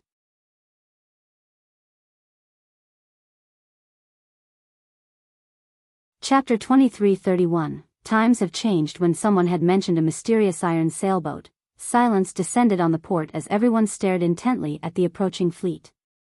A mysterious iron sailboat? Impossible. To small guilds and adventurer teams, sailboats were unattainable treasures, but that wasn't the case for the major powers on Starfall Island. Ordinary sailboats were nothing special, and bronze sailboats, at most, would earn a surprised glance. For major powers, it was only a matter of time before they had their own bronze sailboats. Many of them already had clues and information that would lead to bronze sailboats, and as long as they had the strength and were willing to put in the time and resources to follow these clues, it wouldn't be difficult to secure a bronze sailboat. Otherwise, so many powers wouldn't have acquired their own by now. However, mysterious iron-ranked sailboats were an entirely different story. Not one power had found a single clue pertaining to mysterious iron sailboats' locations, much less acquired one. Although there was only one rank between a mysterious iron sailboat and a bronze sailboat, the difference between the two boats' strength was like the difference between heaven and earth. A bronze sailboat had slightly stronger defense and firepower than an ordinary sailboat, but at mysterious iron rank, its defense would undergo a qualitative transformation. At that point, a sailboat could block Great Lord-ranked sea monsters' attacks without losing any durability. As players explored higher-level sea zones, they'd encounter Great Lord-ranked sea monsters more frequently. Coming across 2 or 3 Great Lords at a time might not be an issue, but even a bronze sailboat would lose some durability during a fight with 5 or 6 Great Lords. Without multiple ships, long journeys at sea would be impossible, as would exploring dangerous sea zones. Crap. It really is a mysterious iron sailboat. A mysterious iron sailboat. Our guild could practically move unhindered through a level 100 sea zone if we had one of those. Amazing. Whose fleet is that? They actually sent a mysterious iron sailboat to lead it. The various major powers couldn't help their shock and curiosity as they watched the gradually approaching storm sailboat. Aside from the up-and-coming superpower, Giant's Heart, they hadn't expected another power with the ability to field a mysterious iron sailboat to participate in this meeting on Starfall Island. The storm sailboat glided to a stop by one of the port's docks while the representatives quietly chatted amongst themselves. As Immortal Light's members stepped onto the dock, many players quickly recognized Sindhart. His arrival caused an instant sensation at the port. Sindhart? That mysterious iron sailboat belongs to Immortal Light? Impossible. How can a guild like Immortal Light have a mysterious iron sailboat? Our guild has thoroughly investigated Immortal Light. That guild doesn't even have a bronze sailboat, much less a mysterious iron sailboat. The various major powers that had cooperated with the Freedom Alliance for a while knew, more or less, details about their competitors, especially the powers that were on friendly terms with the Freedom Alliance's upper echelons. Since Immortal Light received 10% of the Freedom Alliance's resources, the other powers had paid particularly close attention to the guild. Thus, all of these representatives knew how powerful Immortal Light was as a guild. However, none of them knew how to rationalize the storm's sailboat they saw before them. No, that's not it. I don't see Immortal Light's guild emblem on the sailboat. It wasn't long before one of the players noticed something amiss. Moreover, the person beside Sindhart looks like Zero Wings Yifeng. The declaration inspired everyone to take a closer look at the player accompanying Immortal Heart's guild leader. It's true. That's Zero Wings Yifeng. If that's the case, then the storm's sailboat must be Zero Wings. Zero Wing is stronger than even the rumors have made it out to be. It actually possesses a mysterious iron sailboat. It seems Immortal Light has come prepared. So what if Immortal Light has Zero Wing support? Strength is everything on the ocean, and Zero Wing is only a pseudo-superpower on land. How could it possibly contend with naval guilds like ours? The various representatives sneered at Shifeng and Immortal Light's members. The status quo wasn't the same as it had been at sea. In the past, a powerful ship had been a significant asset to a power. After all, the various naval powers barely had enough ships to form a full fleet back then. However, even third-rate powers had their own fleets by now, not to mention first-rate powers. So, that's the rumored Zero Wing? I hadn't expected it to have a mysterious iron sailboat as well. It's no wonder why it dared to provoke war blood on Dragonheart Island, a tall, handsome man some distance away from the port stated. The man wore Giant's Heart's Guild emblem, and a hint of interest flashed in his eyes when he saw the Storm sailboat. A mysterious iron sailboat is quite powerful, but unfortunately, it'll at most offer some convenience when grinding sea monsters. A single mysterious iron sailboat isn't enough to affect the power struggle at sea, a blue-haired woman added indifferently. Moreover, Zero Wing has provoked Starlink, which Old Undying has nurtured. Its future is quite bleak. Although Zero Wing's Storm's sailboat had indeed caused quite a commotion at Starfall Island's port, it was only a minor interlude to the Freedom Alliance's announcement regarding how it would redistribute its resources among its partners. Following which, the Freedom Alliance's members guided the various representatives to a reception room in the Freedom Alliance's residence on Starfall Island. Once everyone had arrived, the Freedom Alliance's 12 commanders entered and took their seats on the stage at the front of the room. These expert standards had clearly improved since the last time Shifeng had attended one of the Freedom Alliance's meetings. This was especially true for the First Fleet's representatives, who sat in the center of the stage. Although the First Fleet had only sent 2 representatives, both were apex experts. The middle-aged man, the First Fleet's commander, was particularly powerful. The First Fleet's commander only looked to be around 40, but Shifeng could sense a wild energy deep within the man. He felt like a veteran mercenary that had seen countless battlefields before. He was also a level 97 berserker. A young man with short hair stood behind the commander. The assassin youth radiated a chilling aura, and even Sindhart, who sat quite a distance away, felt an intense pressure from this youth. These 2 people alone would be more than enough to give the various superpowers a huge headache. It was no wonder why Silent Entropy, Passing Monarch, and the Freedom Alliance's other commanders had been overtaken. Since everyone's here, I'd like to begin with discussing our resource redistribution, Flame Robber, the First Fleet's commander, said as he swept his gaze over the gathered players. The resources under the Freedom Alliance's control have changed, and more powers have begun to target us. Hence, we have decided to re-examine our current partner's strength to ensure the safety of our future benefits. The method we will use to determine your strength is simple. We have stored some precious, non-bag space materials on Starfall Island, and we'd like you to deliver these materials to the Chaos Sea's Ghost City. As long as you arrive safely with the materials, you will pass the test. The various representatives' expressions twisted when they heard Flame Robber's announcement. Even Sindhart's expression turned dark. God's domain's dark forces ruled over the Chaos Sea, and the players in the area were lunatics who only thought of slaughter. Dark players in the Chaos Sea were particularly powerful. Some of them could even control sea monsters, using them as tools for transportation and combat. In the Chaos Sea, even an expert fleet would suffer tremendously, and some would simply be annihilated. Most of the various superpowers tried to avoid the sea zone at all costs. If Immortal Light, a guild that was barely considered a first-rate power on land, tried to sail through the Chaos Sea, it was almost guaranteed that the journey would be a one-way trip. Flame Robber must have lost his mind. Big Sis leaves. He actually set up such a brutal test. If we agree to this, we'll lose over 80% of our partners, including many of his own supporters. What is he thinking? A level 96 female cleric asked from her seat with the 4th Fleet's members.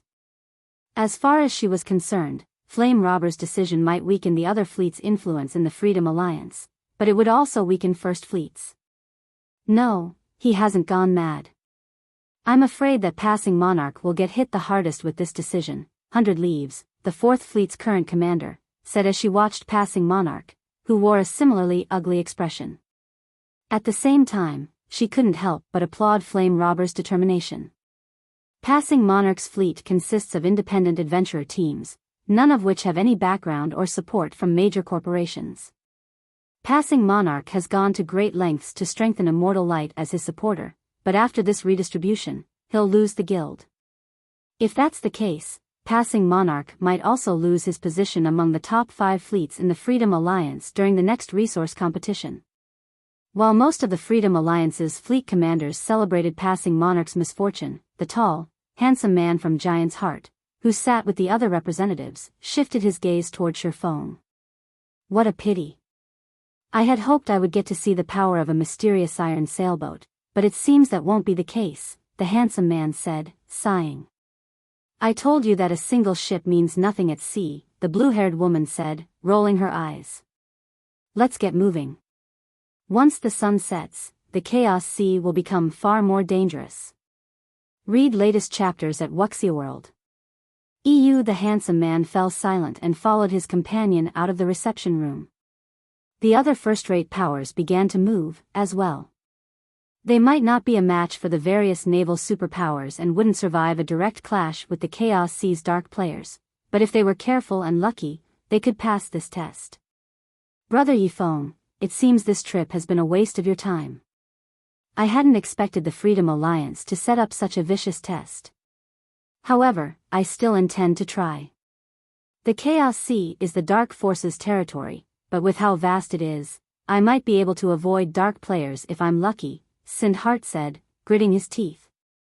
The Freedom Alliance's resources were too important for Immortal Light to give up. He had to take this risk and try to pass the test. You don't need to take everything on yourself, Brother Hart. Zero Wing is Immortal Light's major shareholder, and this matter involves resources that my guild requires. Naturally, Zero Wing will participate as well, Shifeng declared, shaking his head.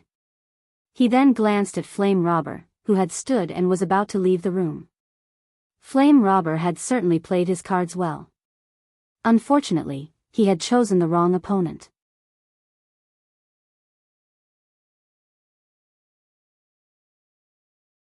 Chapter 2332, Steel Giant. I'll have to trouble you then, Brother Yifeng, Sindhart said. He felt both grateful and ashamed when Shifeng had offered to help. Zero Wing's help was a large part of the reason that Immortal Light had acquired its current strength. Sindhart had thought that with Immortal Light's development, it could return the favor, more or less, but it seemed that the guild needed to rely on Zero Wing once again. However, Immortal Light's fleet would have a greater chance of reaching Ghost City with Zero Wing's storm sailboat. Sindhart then began to make the necessary arrangements for Immortal Light's remaining bronze speedboats and sailboat to meet him at Starfall Island for a final struggle. If Immortal Light could secure the Freedom Alliance's resources, it would qualify as a first-rate naval power. It might even become an overlord in the Apocalypse Empire. After all, the Freedom Alliance controlled 5 major cities in Sea's End, with more than double the resources it used to have. Moreover, it would likely acquire more as time passed.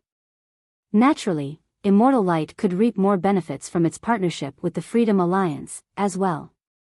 While Sindhart mobilized Immortal Light's experts, the other major powers began to do the same. After just 8 hours, sailboats and speedboats crowded Starfall Island's port. The spectacular scene stupefied the adventurer teams and guilds that rested on the island. More than 30 expert fleets had docked, and the weakest ship among them was a bronze speedboat. Moreover, the weakest fleet had a minimum of 30 bronze speedboats and 3 sailboats. If these fleets cooperated, they could even take on level 90+ mythic-ranked sea monsters. Of all of the fleets present, the most eye-catching was undoubtedly Giant's Heart's. Giant's Heart's fleet consisted of 100 bronze speedboats, over 20 mysterious iron speedboats, and 10 sailboats. Of the 10 sailboats, 4 were bronze rank. Not even the Freedom Alliance's first fleet had such combat power, yet this wasn't all that Giant's Heart possessed. Giant's Heart is terrifyingly powerful.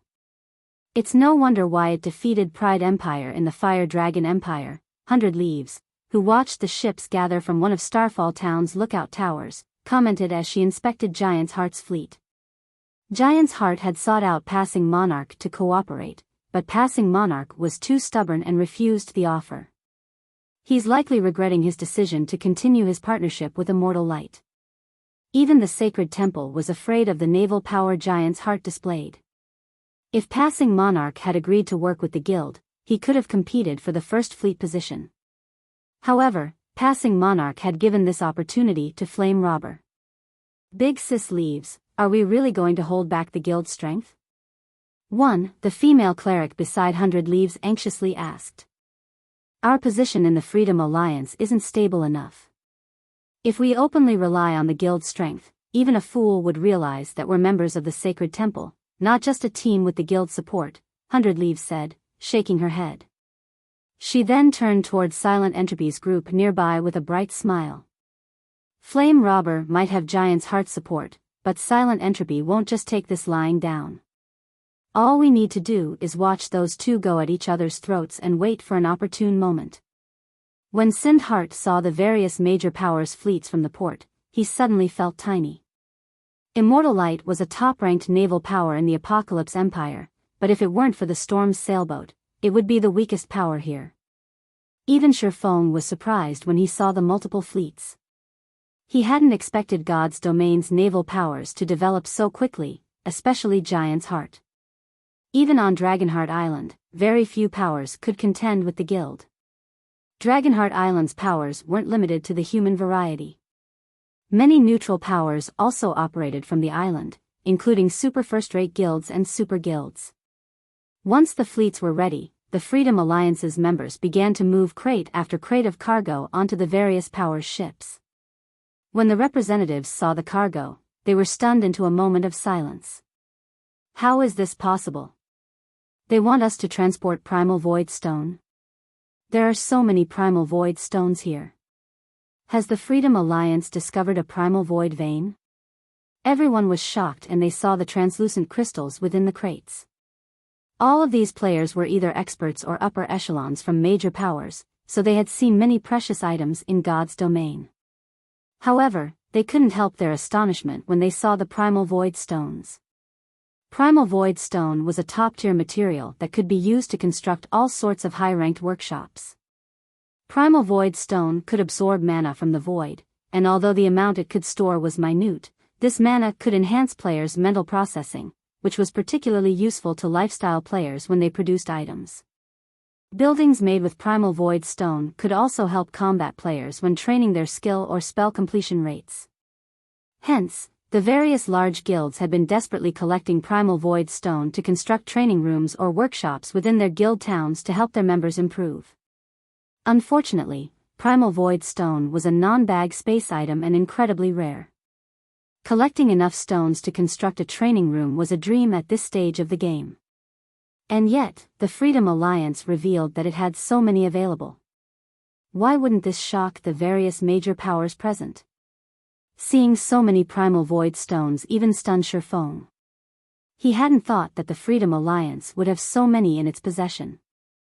The various superpowers had treated buildings constructed with Primal Void Stone as sacred places for their players to improve skill or spell completion rates and craft items during his previous life. However, due to the scarcity of the stone, even those superpowers had only been able to construct a small number of buildings. Hence, the Superpowers Guild members had exclusive access to these buildings, and some of these superpowers hadn't even given access to their low-ranked members. It's no wonder why they want us to head to Ghost City. Shifeng immediately understood the Freedom Alliance's plans when he saw the crate's contents. Primal Void Stone could be used for more than constructing buildings. It would also be helpful when improving certain dark players' bloodline density. Hence, Primal Void Stone was extremely popular among dark players, who were generally willing to pay 3 or 4 times more than the market price. I'm sure that you've all seen the Primal Void Stones. As you've probably guessed, the Freedom Alliance has taken control of a Primal Void vein, Flame Robber suddenly announced, smiling. However, the vein's output is quite high, which makes it difficult to transfer all of the stones. Not even the Freedom Alliance can monopolize all of the stones. Thus, we wish to share our harvest with a sufficiently powerful partner. In return, the Freedom Alliance will only ask for half of the generated profits. Not only will this delivery test to Ghost City determine who qualifies to remain a partner with the Freedom Alliance, but we also hope to use the results to find a suitable collaborator for the Primal Void Veins products. Whoever among you delivers their shipment to Ghost City first will be invited to work with the Freedom Alliance regarding the Primal Void Vein. I do not believe any of our commanders are opposed to this, correct? As Flame Robber finished speaking, he glanced at the Freedom Alliance's fleet commanders beside him. Although he seemed as if he were asking for their opinions, he had no intention to negotiate. How despicable.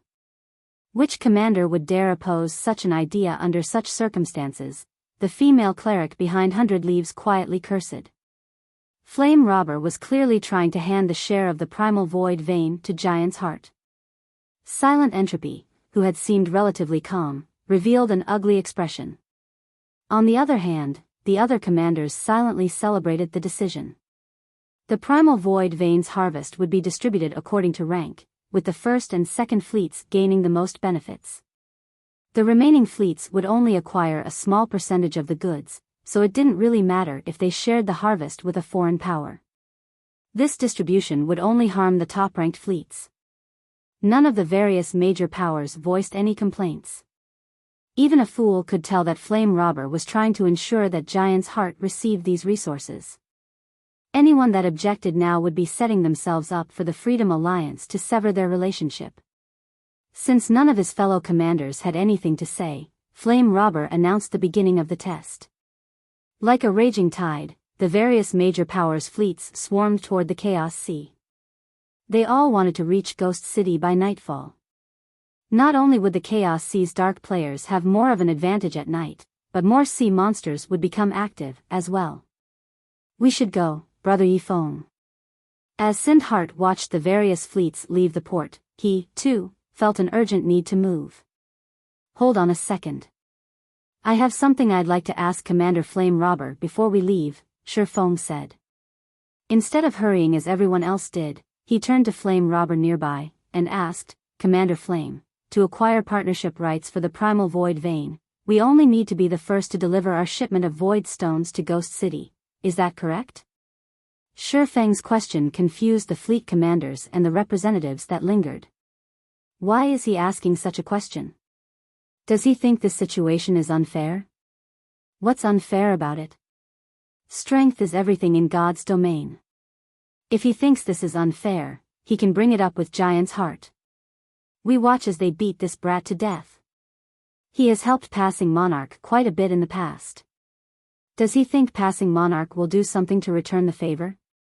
All of the Freedom Alliance's commanders remembered Shifeng, especially Identical Summer, the original Second Fleet's commander.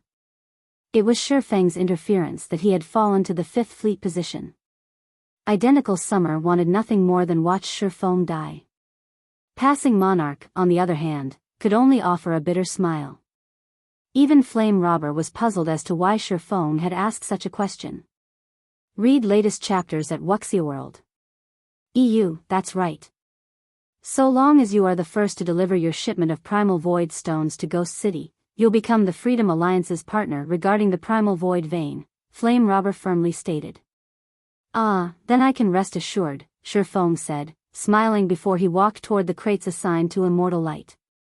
Rest assured? Everyone's confusion grew as they watched Shifeng leave. They couldn't figure out what Flame Robber had said to assure him. Shifeng then moved to a clearing near Immortal Light's shipment. He placed a hand on his bag and began to chant an incantation. 2 seconds later, a crimson, steel ship appeared above him. Even the Storm's sailboat looked insignificant compared to the gigantic, steel beast. However, that wasn't what fascinated the players watching. What held their attention was the fact that this steel ship was floating above the ground.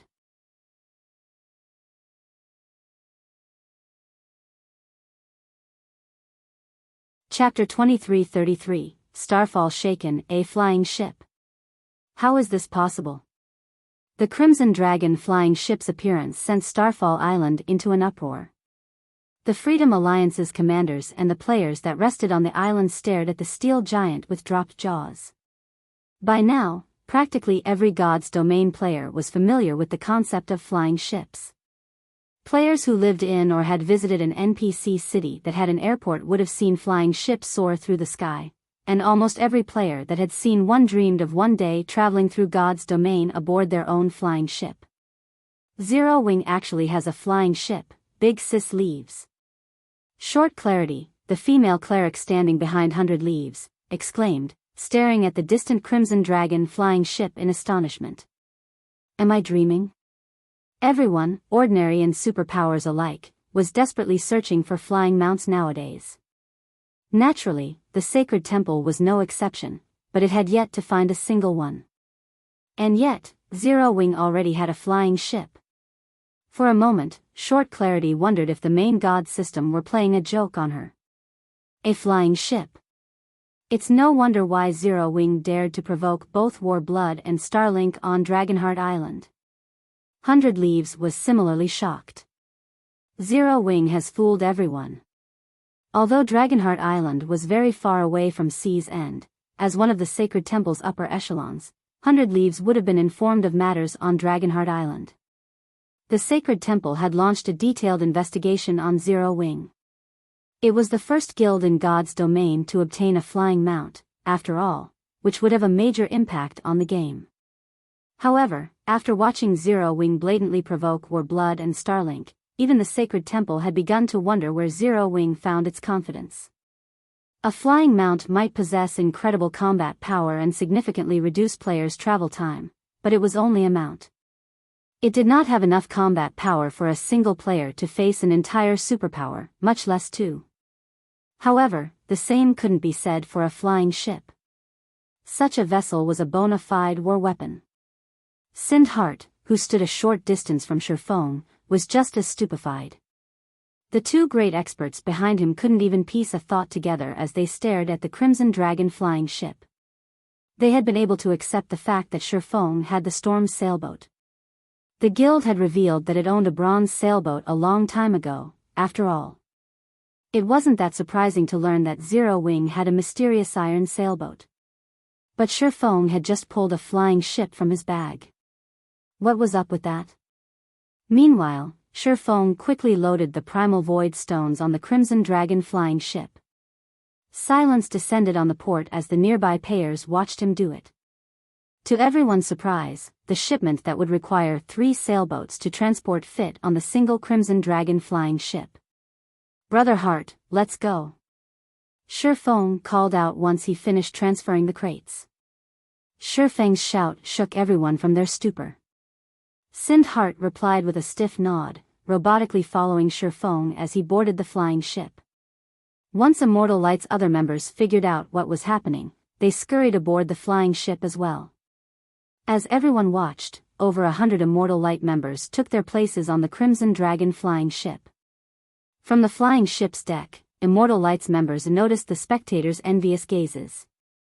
At the moment, they felt as if they had reached the peak of their lifetimes. Crap. Immortal Light's members are so lucky. They actually get to ride a flying ship. I wish I could ride the flying ship, too. My friends would die from jealousy if they saw me on one. I knew I should have joined Zero Wing. The crowd at the port wanted nothing more than to drag Immortal Light's members off the Crimson Dragon flying ship and take their place, but when they saw the patrolling NPC soldiers, they abandoned the idea. Good. Let's set off. Once Immortal Light's members were on board, Shurfeng piloted the Crimson Dragon flying ship, and it slowly ascended into the air. As the flying ship rose roughly a kilometer above the ground, he ramped up the engine. The flying ship transformed into a crimson blur as it shot forth, crossing 300 yards in the blink of an eye. It was far faster than an extraordinary flying mount. After a few short seconds, the Crimson Dragon flying ship vanished over the horizon. So, that was a flying ship. It's insanely fast. Giant's heart won't stand a chance against Immortal Light. Cool. That flying ship was so cool. No matter what, I've got to join Zero Wing. After watching the Crimson Dragon flying ship fly off, a commotion erupted among the independent players and Major Powers members on Starfall Island. They had all known that flying ships were powerful, but they hadn't expected the vessel to be this powerful. Speedboats and sailboats were little more than snails compared to a flying ship. Furthermore, the flying ship's capacity for non-bag space items was unbeatable. The remaining representatives on the island stared after the flying ship with wide, bulging eyes. They had never dreamed that a land-based guild would pull such a move against them. A flying ship? That's impossible. Players can't get their hands on such an item. Just how did Zero Wing do it? The blue-haired woman on one of Giant's Heart's bronze sailboats exclaimed, surprised and confused after watching the Crimson Dragon flying ship soar over Giant's Heart's fleet. The Sea God's realm was one of the strongest otherworlds. Players from the otherworld had even more access to resources, legacies, and information than those on the main continent. The only thing the Sea God's realm lacked, compared to the main continent, was technology. The Sea God's realm simply didn't have the resources to support its lifestyle players as the main continent did. The otherworld's lifestyle classes even struggled to produce secret silver equipment. Despite the advantages the Sea God's realm's players possessed, a flying ship was still out of their reach, yet Zero Wing had one of its own. She couldn't understand how this had happened. Zero Wing, is it? The handsome man beside the blue-haired woman revealed a rare smile as he watched the Crimson Dragon flying ship fade into the distance. This is interesting. I wonder what the boss will do with this information. Read latest chapters at Wuxia World. Once the flying ship was gone, the Freedom Alliance's commanders revealed a myriad of expressions. Some commanders were enraged, while others rejoiced. Some expressed their admiration, and some voiced their envy. Passing Monarch's luck is impressive. Flame Robber has gone to great lengths to set up this ploy, yet it's turned around to bite him, 100 Leaves surmised, a hint of envy flashing in her eyes as she glanced at Passing Monarch. Regardless of what would happen to the Crimson Dragon flying ship in the future, there was no doubt that Immortal Light would win the partnership rights to the Primal Void Vein. At that time, Immortal Light was guaranteed to grow stronger, which would, in turn, bolster Passing Monarch's authority in the Freedom Alliance. What should we do about the Crimson Dragon flying ship, Big Sis Leaves? Short Clarity asked. We don't have the authority to decide that. We'll just report these events to the higher-ups, 100 Leaves said, an excited brightening her expression. A flying ship. This news will shake the very foundation of God's domain.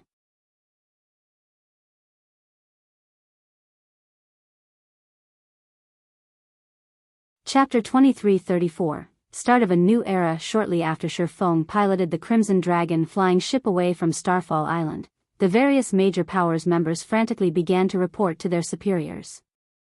At this point, none of them paid any mind to the Freedom Alliance's decision to re-evaluate its partners. After all, the appearance of a flying ship represented the start of a new era. Guild leader, guess what I just saw on Starfall Island? A flying ship. Someone already obtained a flying ship. What? Don't believe me? I'll send you a video of it. You'll know once you see it. That flying ship is amazing. Excitement sparked among the independent players and various powers members on Starfall Island as they discussed the Crimson Dragon flying ship. When the various powers' upper echelons received the reports, they lost their minds. Thus far, they only knew of one flying mount in a player's possession right now, let alone a flying ship. How could someone have already obtained a flying ship? However, when these upper echelons saw the video clips from their subordinates, they were utterly dumbfounded. Passion. Envy. Greed. These emotions overwhelmed the various major powers' upper echelons as they watched the recordings of the Crimson Dragon flying ship. Almost immediately, they ordered all-out investigations on Zero Wing. They were all determined to learn how Zero Wing had gotten its hands on the flying ship. Some powers even offered a reward of several epic weapons and equipment for any information related to the vessel on the public forums. When Shifeng saw the posts, the rewards even tempted him, and for a moment, he even considered selling the information himself. While these major powers looked into Zero Wing and its Crimson Dragon flying ship, Shifeng's group reached the expansive Chaos Sea. The Chaos Sea was the Dark Forces territory, and the Sea Zone was a mess of chaotic and violent energy, which was harmful to normal players' mental states. It wouldn't affect dark players, however. Rather, it would strengthen them, which was why normal players tended to avoid the area. As a Sea Zone, the Chaos Sea was a dangerous place to grind. Once enemy players surrounded newcomers, there'd be nowhere to run for cover. The Chaos Sea was a forbidden land for normal players. The instant the Crimson Dragon flying ship crossed into the Chaos Sea, Sindhart and his companions felt an indescribable weight bear down on them. Their senses became less sensitive, as well, which made it impossible to exhibit their normal combat power. So, this is the Chaos Sea? Sindhart was relieved he was aboard the Crimson Dragon flying ship as he gazed at the thin layer of fog that covered the ocean below. The Chaos Sea was far more dangerous than he had expected. The thin fog that covered the water wasn't actual fog, it was the physical manifestation of some kind of chaotic energy. This chaotic energy had a powerful influence on normal players. While surrounded by the fog, he could, at most, see up to 1,000 yards away. However, it wouldn't affect dark players in the slightest. In other words, dark players would discover normal players in the Chaos Sea long before normal players could realize they were being targeted. The dark players would have the initiative in battle, and normal players would have no way to escape. After a few minutes, Sindhart and the others noticed a group of players ganging up on a level 93 mythic-ranked sea monster. Every one of those players rode an 8-meter-tall demonic creature into battle. Players had nicknamed these demonic creatures mini-sea monsters. The demonic creatures were incredibly powerful, with the weakest among them possessing the strength of a lord. The stronger creatures could even rival a great lord's strength. They were far more powerful than land mounts.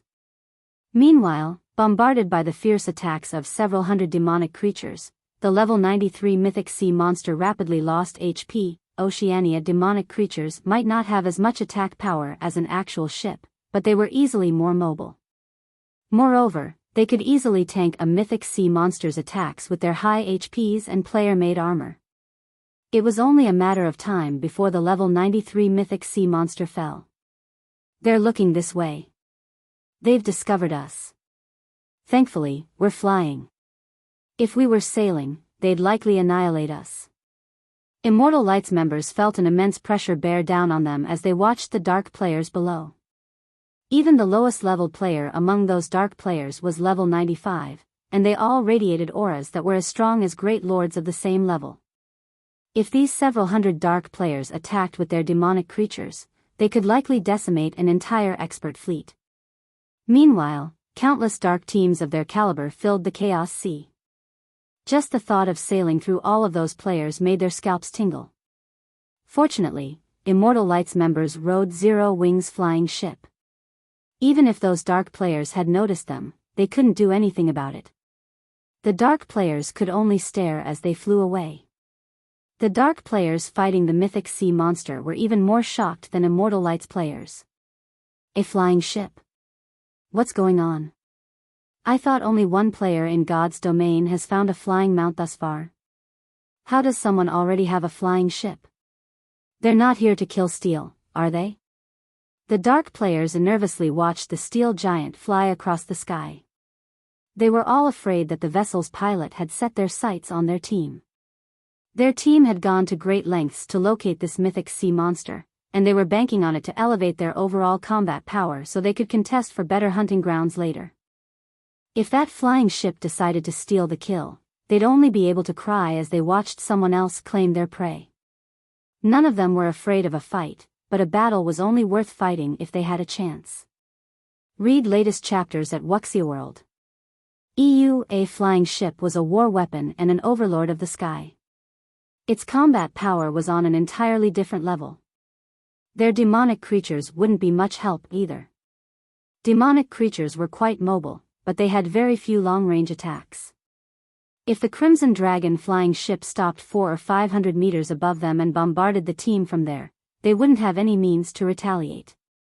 As the Crimson Dragon flying ship drifted out of sight, the dark players breathed a sigh of relief and continued their raid on the level 93 mythic sea monster with peace of mind. The Chaos Sea was large enough that it could contain multiple land-based empires. Even a bronze sailboat would need more than a day to travel from Starfall Island to Ghost City. However, the Crimson Dragon flying ship could complete the journey in several hours. As the city came into sight, Sindhart felt as if he were dreaming.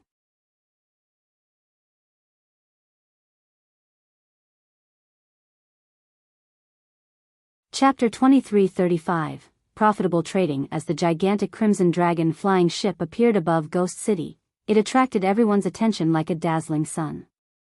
The flying, steel giant was impossible not to notice. The roar of the flying ship's engine reverberated like the roar of a dragon. One could even hear it from several thousand yards away. What's going on?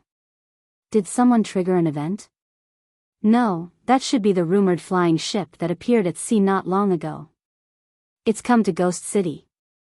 Which power owns that flying ship? Aren't they a little too strong?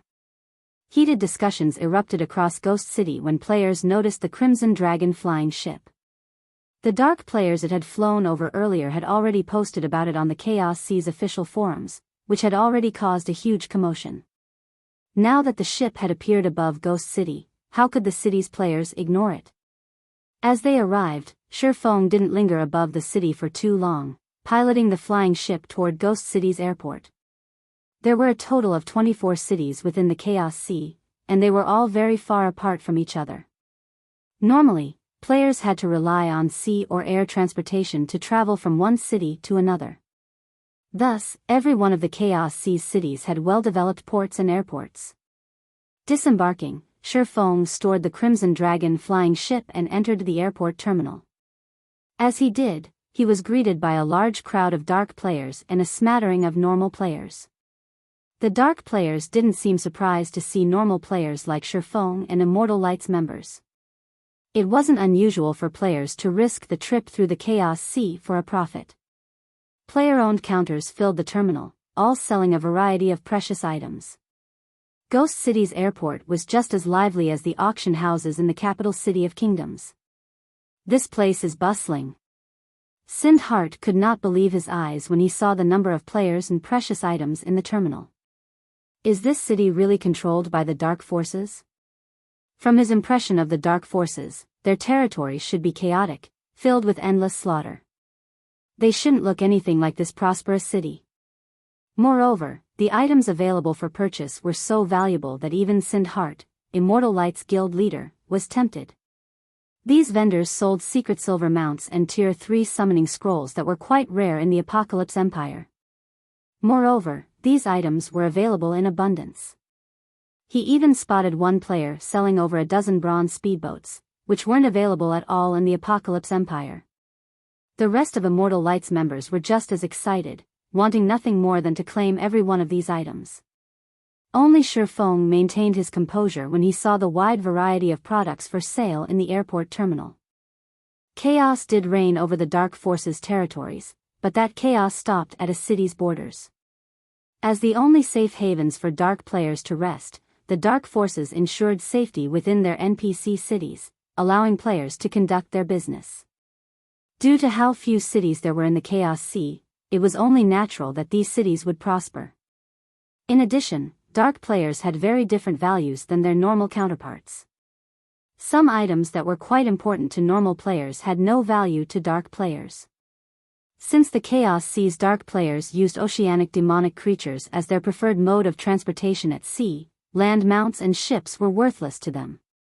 Moreover, dark players prioritized their own strength over all else, so they weren't particularly interested in external tools.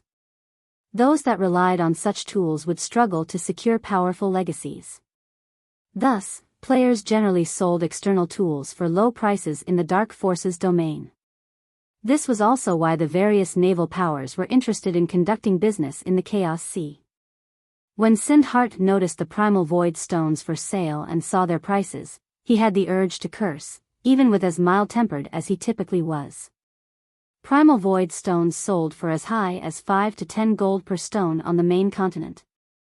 The inconvenience of transporting the stones was a large part of the reason that they sold for such a high price, but compared to the Primal Void stones in Ghost City, the stones on the main continent were dirt cheap.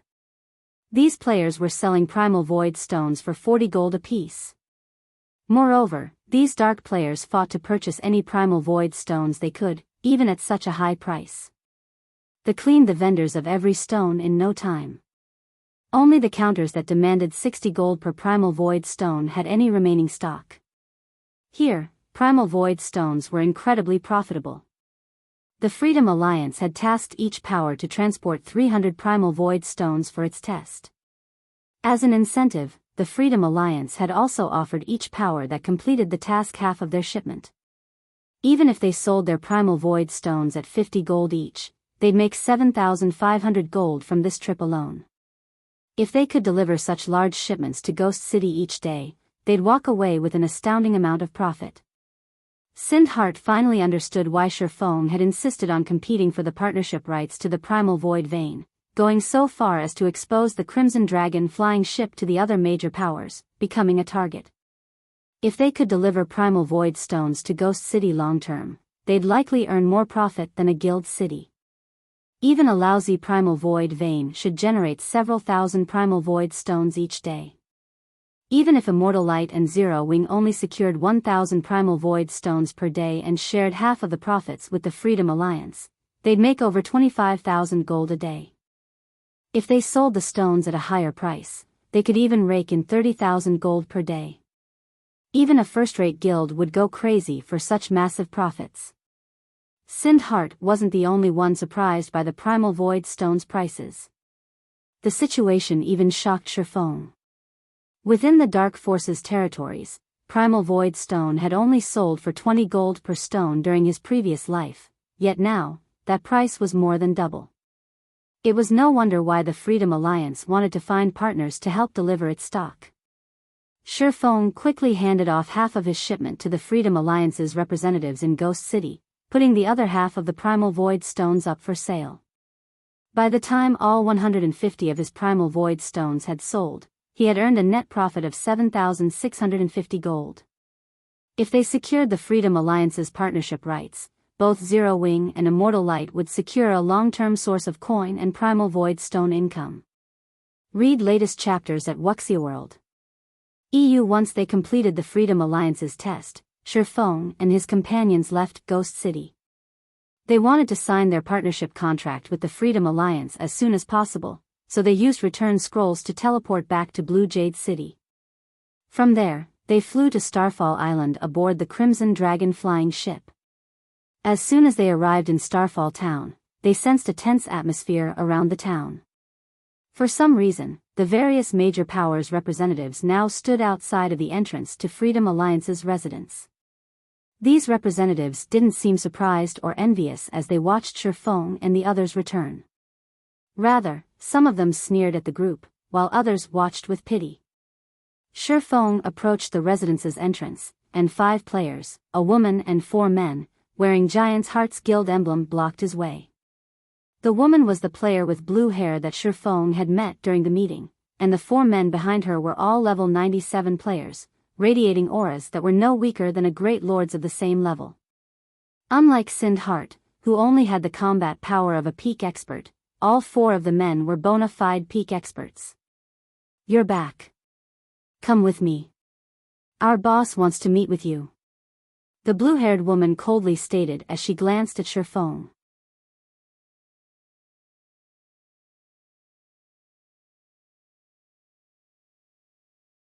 Chapter 2336, Giant's Invitation. When they heard the blue-haired woman's declaration, the various powers' representatives glanced at Shifeng with varying expressions. Sure enough, Giant's Heart is making its move. I knew this would happen. With the Primal Void Stone's potential profits, neither the First Fleet nor Giant's Heart can let this go so easily. Zero Wing doesn't know how to take a hint. Flame Robber is clearly trying to share the Primal Void vein with Giant's Heart, yet Zero Wing dared to interfere. All of these powers wanted the partnership rights to the Primal Void vein as well, but they knew that they couldn't get their hands on it with a superpower like Giant's Heart already in the way. Zero Wing's determination to win the competition was no different than pulling a tiger's whiskers. The Freedom Alliance might be a powerhouse in Sea's End, but its strength was limited to the sea. However, even super guilds were wary of Giant's Heart, both on land and at sea. Now, retribution had come for Zero Wing. Just as Sindhart was about to step forward, the 4 experts behind the blue-haired woman noticed, and the intensity of their auras skyrocketed. All 4 of the men stared Sindhart down. These 4 were bona fide peak experts with extraordinary legacies and equipment standards to rival Sindhart's. When their aggressive auras washed over Sindhart, he felt as if he were being watched by 4 ferocious beasts. He sensed that these four would pounce and kill him if he made any sudden movements. So, this is Giant's Heart's strength? Suddenly, Sind Heart didn't feel in control of his own life as he squirmed under the experts' gazes. He was one of the top 10 elementalists in the Apocalypse Empire, and he had defeated his fair share of peak experts. However, every one of the four experts before him felt like a major threat. Even if he had backup from Immortal Light, he was certain that he'd die here if all four attacked together. Moreover, he suspected that the blue-haired woman was the most frightening of the five. Sind Heart didn't know exactly how strong the blue-haired woman was, but it was clear that the four experts behind her respected her greatly. In God's domain, players that had risen to the standard of peak experts would even enjoy very high status within superpowers. The various superpowers would fight to recruit such players, and it was no exaggeration to say that a peak expert could join any superpower they wished. Because of this, peak experts tended to be quite prideful. Peak experts only truly respected more powerful experts. Giant's Heart is quite impressive to nurture such a young domain realm expert, such as yourself, Shifeng flattered, smiling at the indifferent, blue-haired woman. Since your guild has invited me, please, lead the way. Shifeng was not surprised that Giant's Heart had sought him out. The primal void stones would be a huge source of income, even to the various superpowers. He would have actually been surprised if Giant's Heart hadn't made a fuss. Astonished, Sind Heart glanced between Shifeng and the blue-haired woman. He hadn't been aware of a domain realm expert's true strength a few months ago, but as he grew stronger, that factor became clear. Defeating an expert of his caliber would be child's play for a domain realm expert. But as far as he knew, only old monsters were domain realm experts. This blue-haired woman appeared to be, at most, 23 years old. Even the term genius wasn't a sufficient description. Meanwhile, the blue-haired woman couldn't help but pay more attention to the man before her, surprised and confused by Shifeng's statement. She had only reached the domain realm 7 days ago, and very few people in her guild knew about the accomplishment. She was very careful to hide her combat standards, ensuring that even domain realm experts would dismiss her as a void realm expert, at most. She had never expected Shifeng to recognize her for what she truly was. Are we really going to go with them, Brother Yifeng? Sind Heart asked worriedly in the team chat. Just standing before these 5 players put their lives at risk. If they entered Giant's Heart's territory, they'd be at the guild's mercy.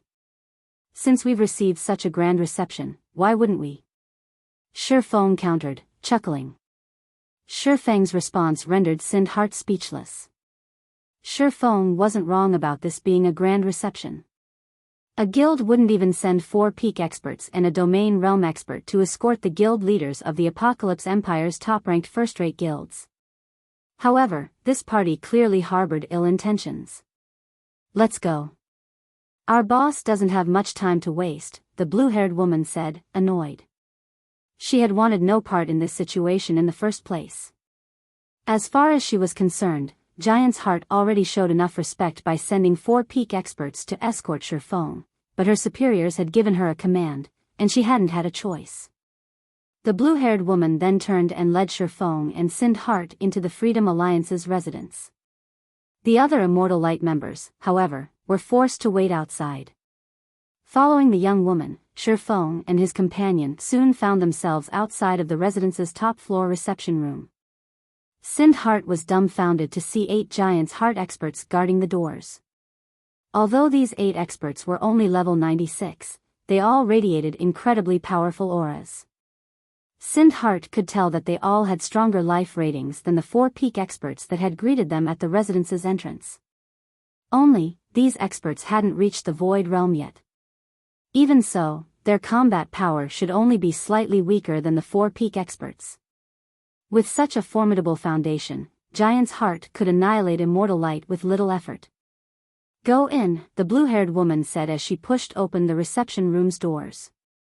Nodding, Shifeng entered the room with Sind Heart by his side.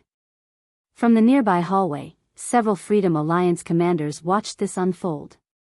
Ha ha ha. It seems passing Monarch will be disappointed. Identical Summer, the current 5th Fleet's commander, commented, laughing. When he had seen Zero Wing's flying ship and knew it would win the partnership rights to the primal void vein, he had nearly gone mad, but now that Giant's Heart had stepped in, he couldn't wait to see how Zero Wing intended to get out of this mess. At the end of the day, some things are simply impossible to obtain. If Zero Wing gives up the partnership rights, it should be able to continue working with the Freedom Alliance, 100 Leaves surmised with a sigh. Zero Wing had won the partnership rights, but the guild was still too naive. In one of the past's virtual reality games, the various superpowers would have likely let the matter slide, but in God's domain, there were just too many benefits and secrets. It would not be easy for non-superpowers to claim such a valuable resource in this game. Meanwhile, a handsome, white-haired man reclined on one of the sofas in the reception room. The moment Sindhart entered the room, he was overwhelmed by a strange, stifling sensation. Is that man a monster? Sindhart felt cold sweat slide down his back as he looked at the white-haired man before him. The man didn't reveal any killing intent or seem dissatisfied, yet Sindhart was terrified. His instincts screamed at him to stay away from that man and run. So, you're Zero Wing's phone? I am Ite Autumn, one of Giant's Heart's vice guild leaders, the White High introduced himself. He sipped from his teacup before smiling at his guests and continued, I've heard about you before. It seems you have a lot of authority in Zero Wing and have even led some of the guild's major operations. Read latest chapters at Wuxia World. EU, that's right, Shifeng confirmed, nodding. That makes this simple. I have come here in hopes of purchasing Zero Wing's Crimson Dragon flying ship. Are you willing to sell it? If you agree, not only will Giant's Heart help you stabilize your claim on the Primal Void Vein's benefits, but will also sell you some ocean boundary stones, a resource unique to the Sea God's realm, White Autumn explained. Ocean boundary stone is a precious item that can help players learn combat techniques more efficiently. It can even help peak experts master the incredibly complex bronze combat techniques. When the blue-haired woman heard White Autumn's offer to sell ocean boundary stones, she was stunned. Ocean boundary stones were extremely rare in the Sea God's realm, just as rare as epic equipment. Even Giant's Heart only had a small number on hand and had refused to sell its stock to outsiders. Your offer is quite attractive, Vice Guild Leader White, but Zero Wing has no intention of selling the Crimson Dragon flying ship. Shifeng shook his head, rejecting the offer without a second thought.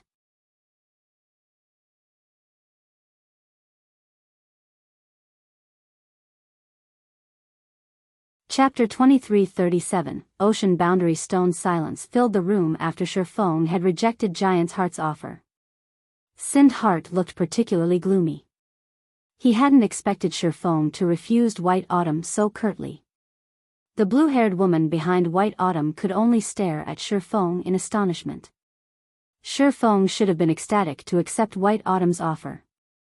Giant's Heart was incredibly powerful, even strong enough to contend with super guilds. It ruled over all of the Sea God's realm.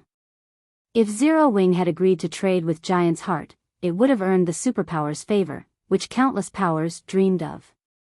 This was especially true now that God's domain had entered such a chaotic era with the planar passages opening. A flying ship was very valuable, but the various superpowers now knew of it and had begun to set their sights on Zero Wing. Holding on to the flying ship wouldn't be easy for the guild. If Zero Wing had accepted the offer, not only would it have gained Giant's Heart's favor, but it would have also secured a ton of resources to help its experts grow stronger. Not even Starlink would have casually attacked Zero Wing, much less War Blood, yet Shifeng had rejected the offer without any hesitation. Is he unaware of our guild's strength? It was the only possibility the blue-haired woman could think of. There was no other reason that Shifeng would refuse such an excellent opportunity.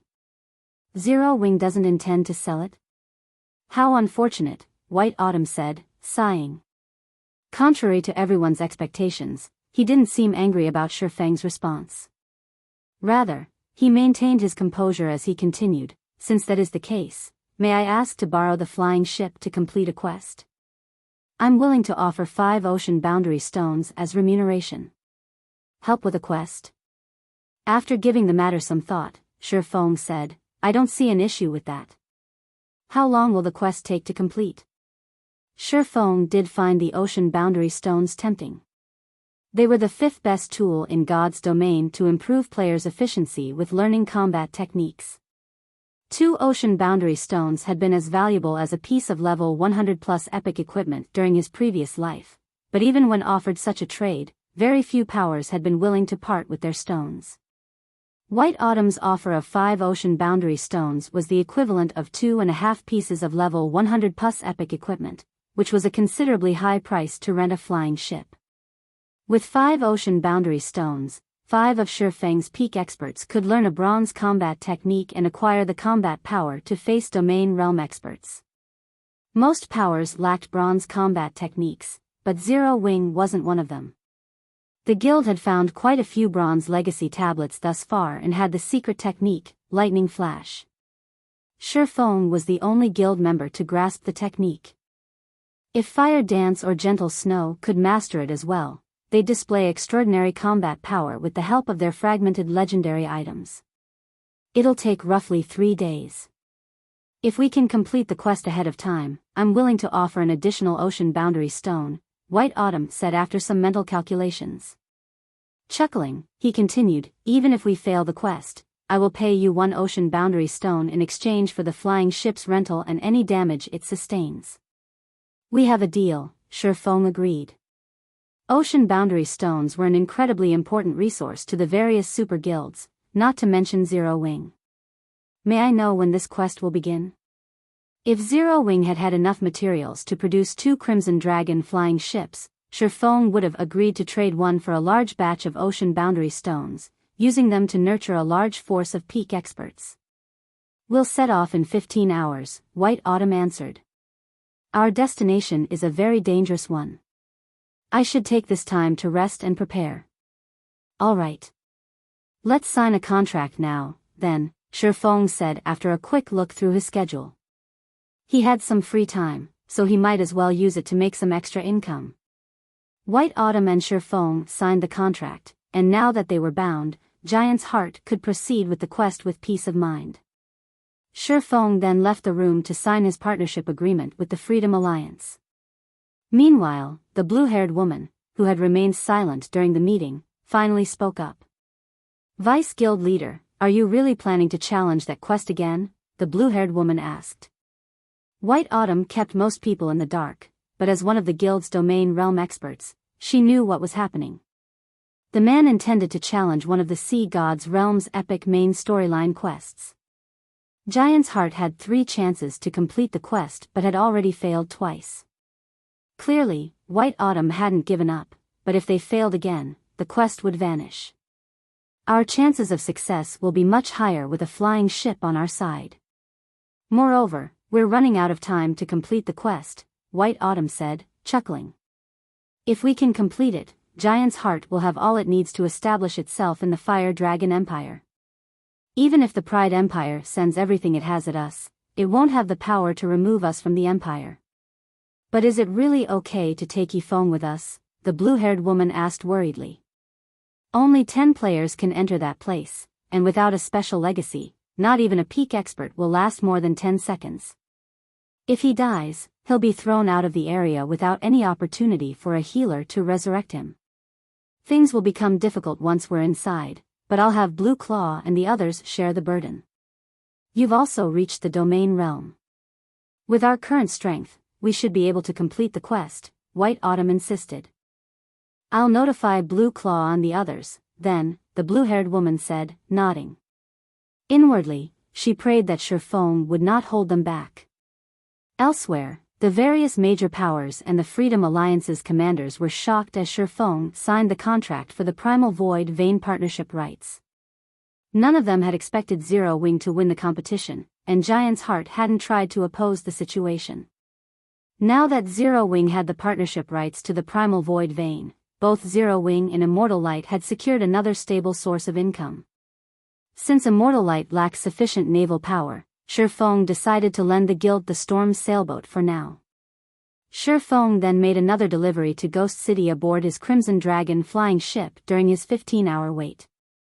During their second visit to the city, Sindhart had emptied his pockets to purchase 7 bronze speedboats and 2 sailboats, instantly boosting Immortal Light's naval prowess. Moreover, passing Monarch spared no effort to help Sindhart, sending one of his expert fleets to assist Immortal Light. Read latest chapters at Wuxia World. EU now, even without the flying ship, Immortal Light could deliver Primal Void Stones to Ghost City without fearing the Chaos Sea's Dark players. The guild would also deliver Zero Wings' share to its branch guild in the Apocalypse Empire. Selling Primal Void Stones to the Dark Forces was an excellent way to make a fortune, but to Shifeng, the Primal Void Stones themselves were more valuable than the coins he could gain by selling them, especially when he had access to so many. The more he had, the valuable the stones would be. Current players just didn't know it yet. Time passed quickly while Shifeng made these arrangements. Before he knew it, the 15 hours were nearly up. I should head to Blue Jade City now. Taking a look at the time, Shifeng pulled a return scroll from his bag and teleported to Blue Jade City.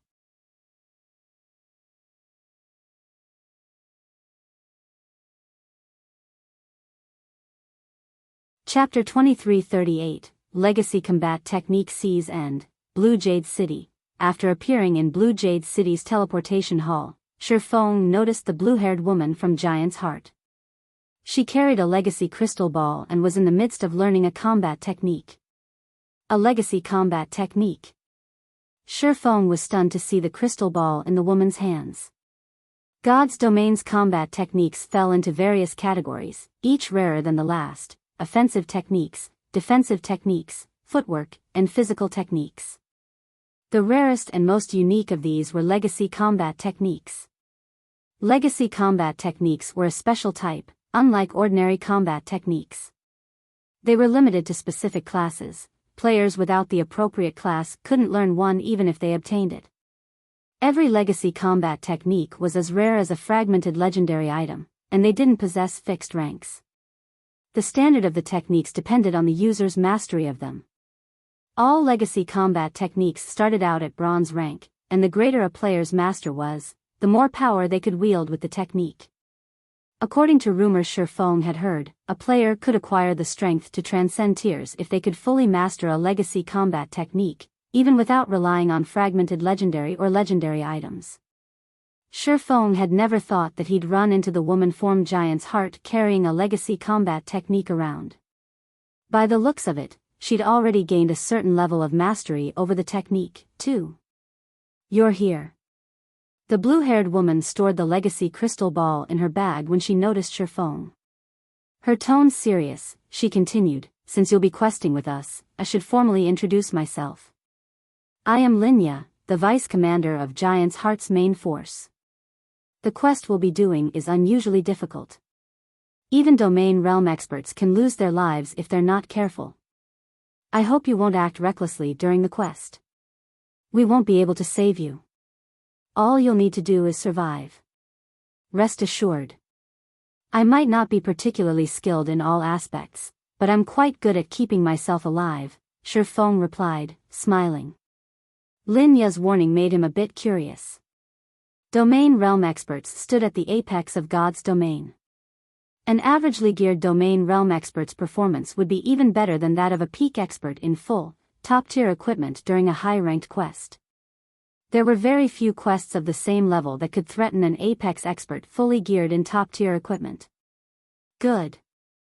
Let's go. Linya had nothing more to say after hearing Shifeng's confident response. She then led him toward the Continental Teleportation Array, and they traveled to the Fire Dragon Empire. Once they arrived, Linya pulled a teleportation stone from her bag and teleported both of them to a heavenly land of verdant mountains and clear rivers. Just because he became a direct kin, he dares to disrespect our vice guild leader? Linya grumbled to herself. She wanted nothing more than to teach Silent Rain a lesson, but the sea god's direct kin were highly favored in the sea god's realm. Even domain realm experts who were also sea god's kin were no match for the combat power Silent Rain commanded, even though he hadn't yet reached the domain realm. In fact, not even 4 such domain realm experts working together would be a match for the man. "I believe you've heard of the flying ship that appeared while you were in the Fire Dragon Empire," White Autumn calmly stated. Yifeng owns that flying ship, which is why I've specifically invited him to help us on this quest. I have specifically invited him to help us with this quest. A flying ship. Shocked, the 7 players turned toward Shifeng. The Crimson Dragon flying ship's appearance had caused a huge commotion in the Fire Dragon Empire. Practically everyone in the Empire had heard of it by now. Aside from the convenient transportation it offered, the flying ship's combat power alone left everyone speechless. Based on what players had learned of the flying ship thus far, only mythic-ranked flying monsters would have any chance against it, and they wouldn't even have the power to destroy the Crimson Dragon flying ship. A flying ship. It seems that you're quite impressive, kid, Silent Rain said to Shifeng, a hint of envy and greed flashing in his eyes. With less than a handful of flying mounts in God's domain, a flying ship was a priceless treasure. If he had one of his own, he could walk through God's domain unhindered as long as the various superpowers didn't go all out to stop him. Alright, we don't have much time left. Let's hurry and go in. Otherwise, we'll have to wait another 2 days before we can enter, the other independent player, a level 97 berserker, quickly interrupted when he noticed the tension between his comrades. Read latest chapters at Wuxia World. We are running out of time, Silent Rain agreed after taking a look at the time. He then smiled at Shifeng, saying, once we're in, all you need to do is follow me, kid. I'll keep you safe. That's none of your concern, Rain. We'll handle Yifeng's protection. You just need to do your own job, a stern man in his 30s coldly stated from beside White Autumn. Blue, do you think anyone in the sea god's realm is stronger than me? Silent Rain shot back disdainfully, glancing at the stern man named Blue Claw. As Blue Claw was about to offer a harsh reply, White Autumn interjected, enough. We will proceed as planned. Let's hurry and get inside. Although White Autumn hadn't spoken loudly, every one of the 9 players felt his authority. Neither Silent Rain nor Blue Claw said anything more. The team quietly entered the ruin, one after another, and Shifeng followed Linya into the cave. You're tuning into the Biyao's Wuxia Chronicles YouTube channel. Don't forget to subscribe and join us on this journey to catch the most captivating stories.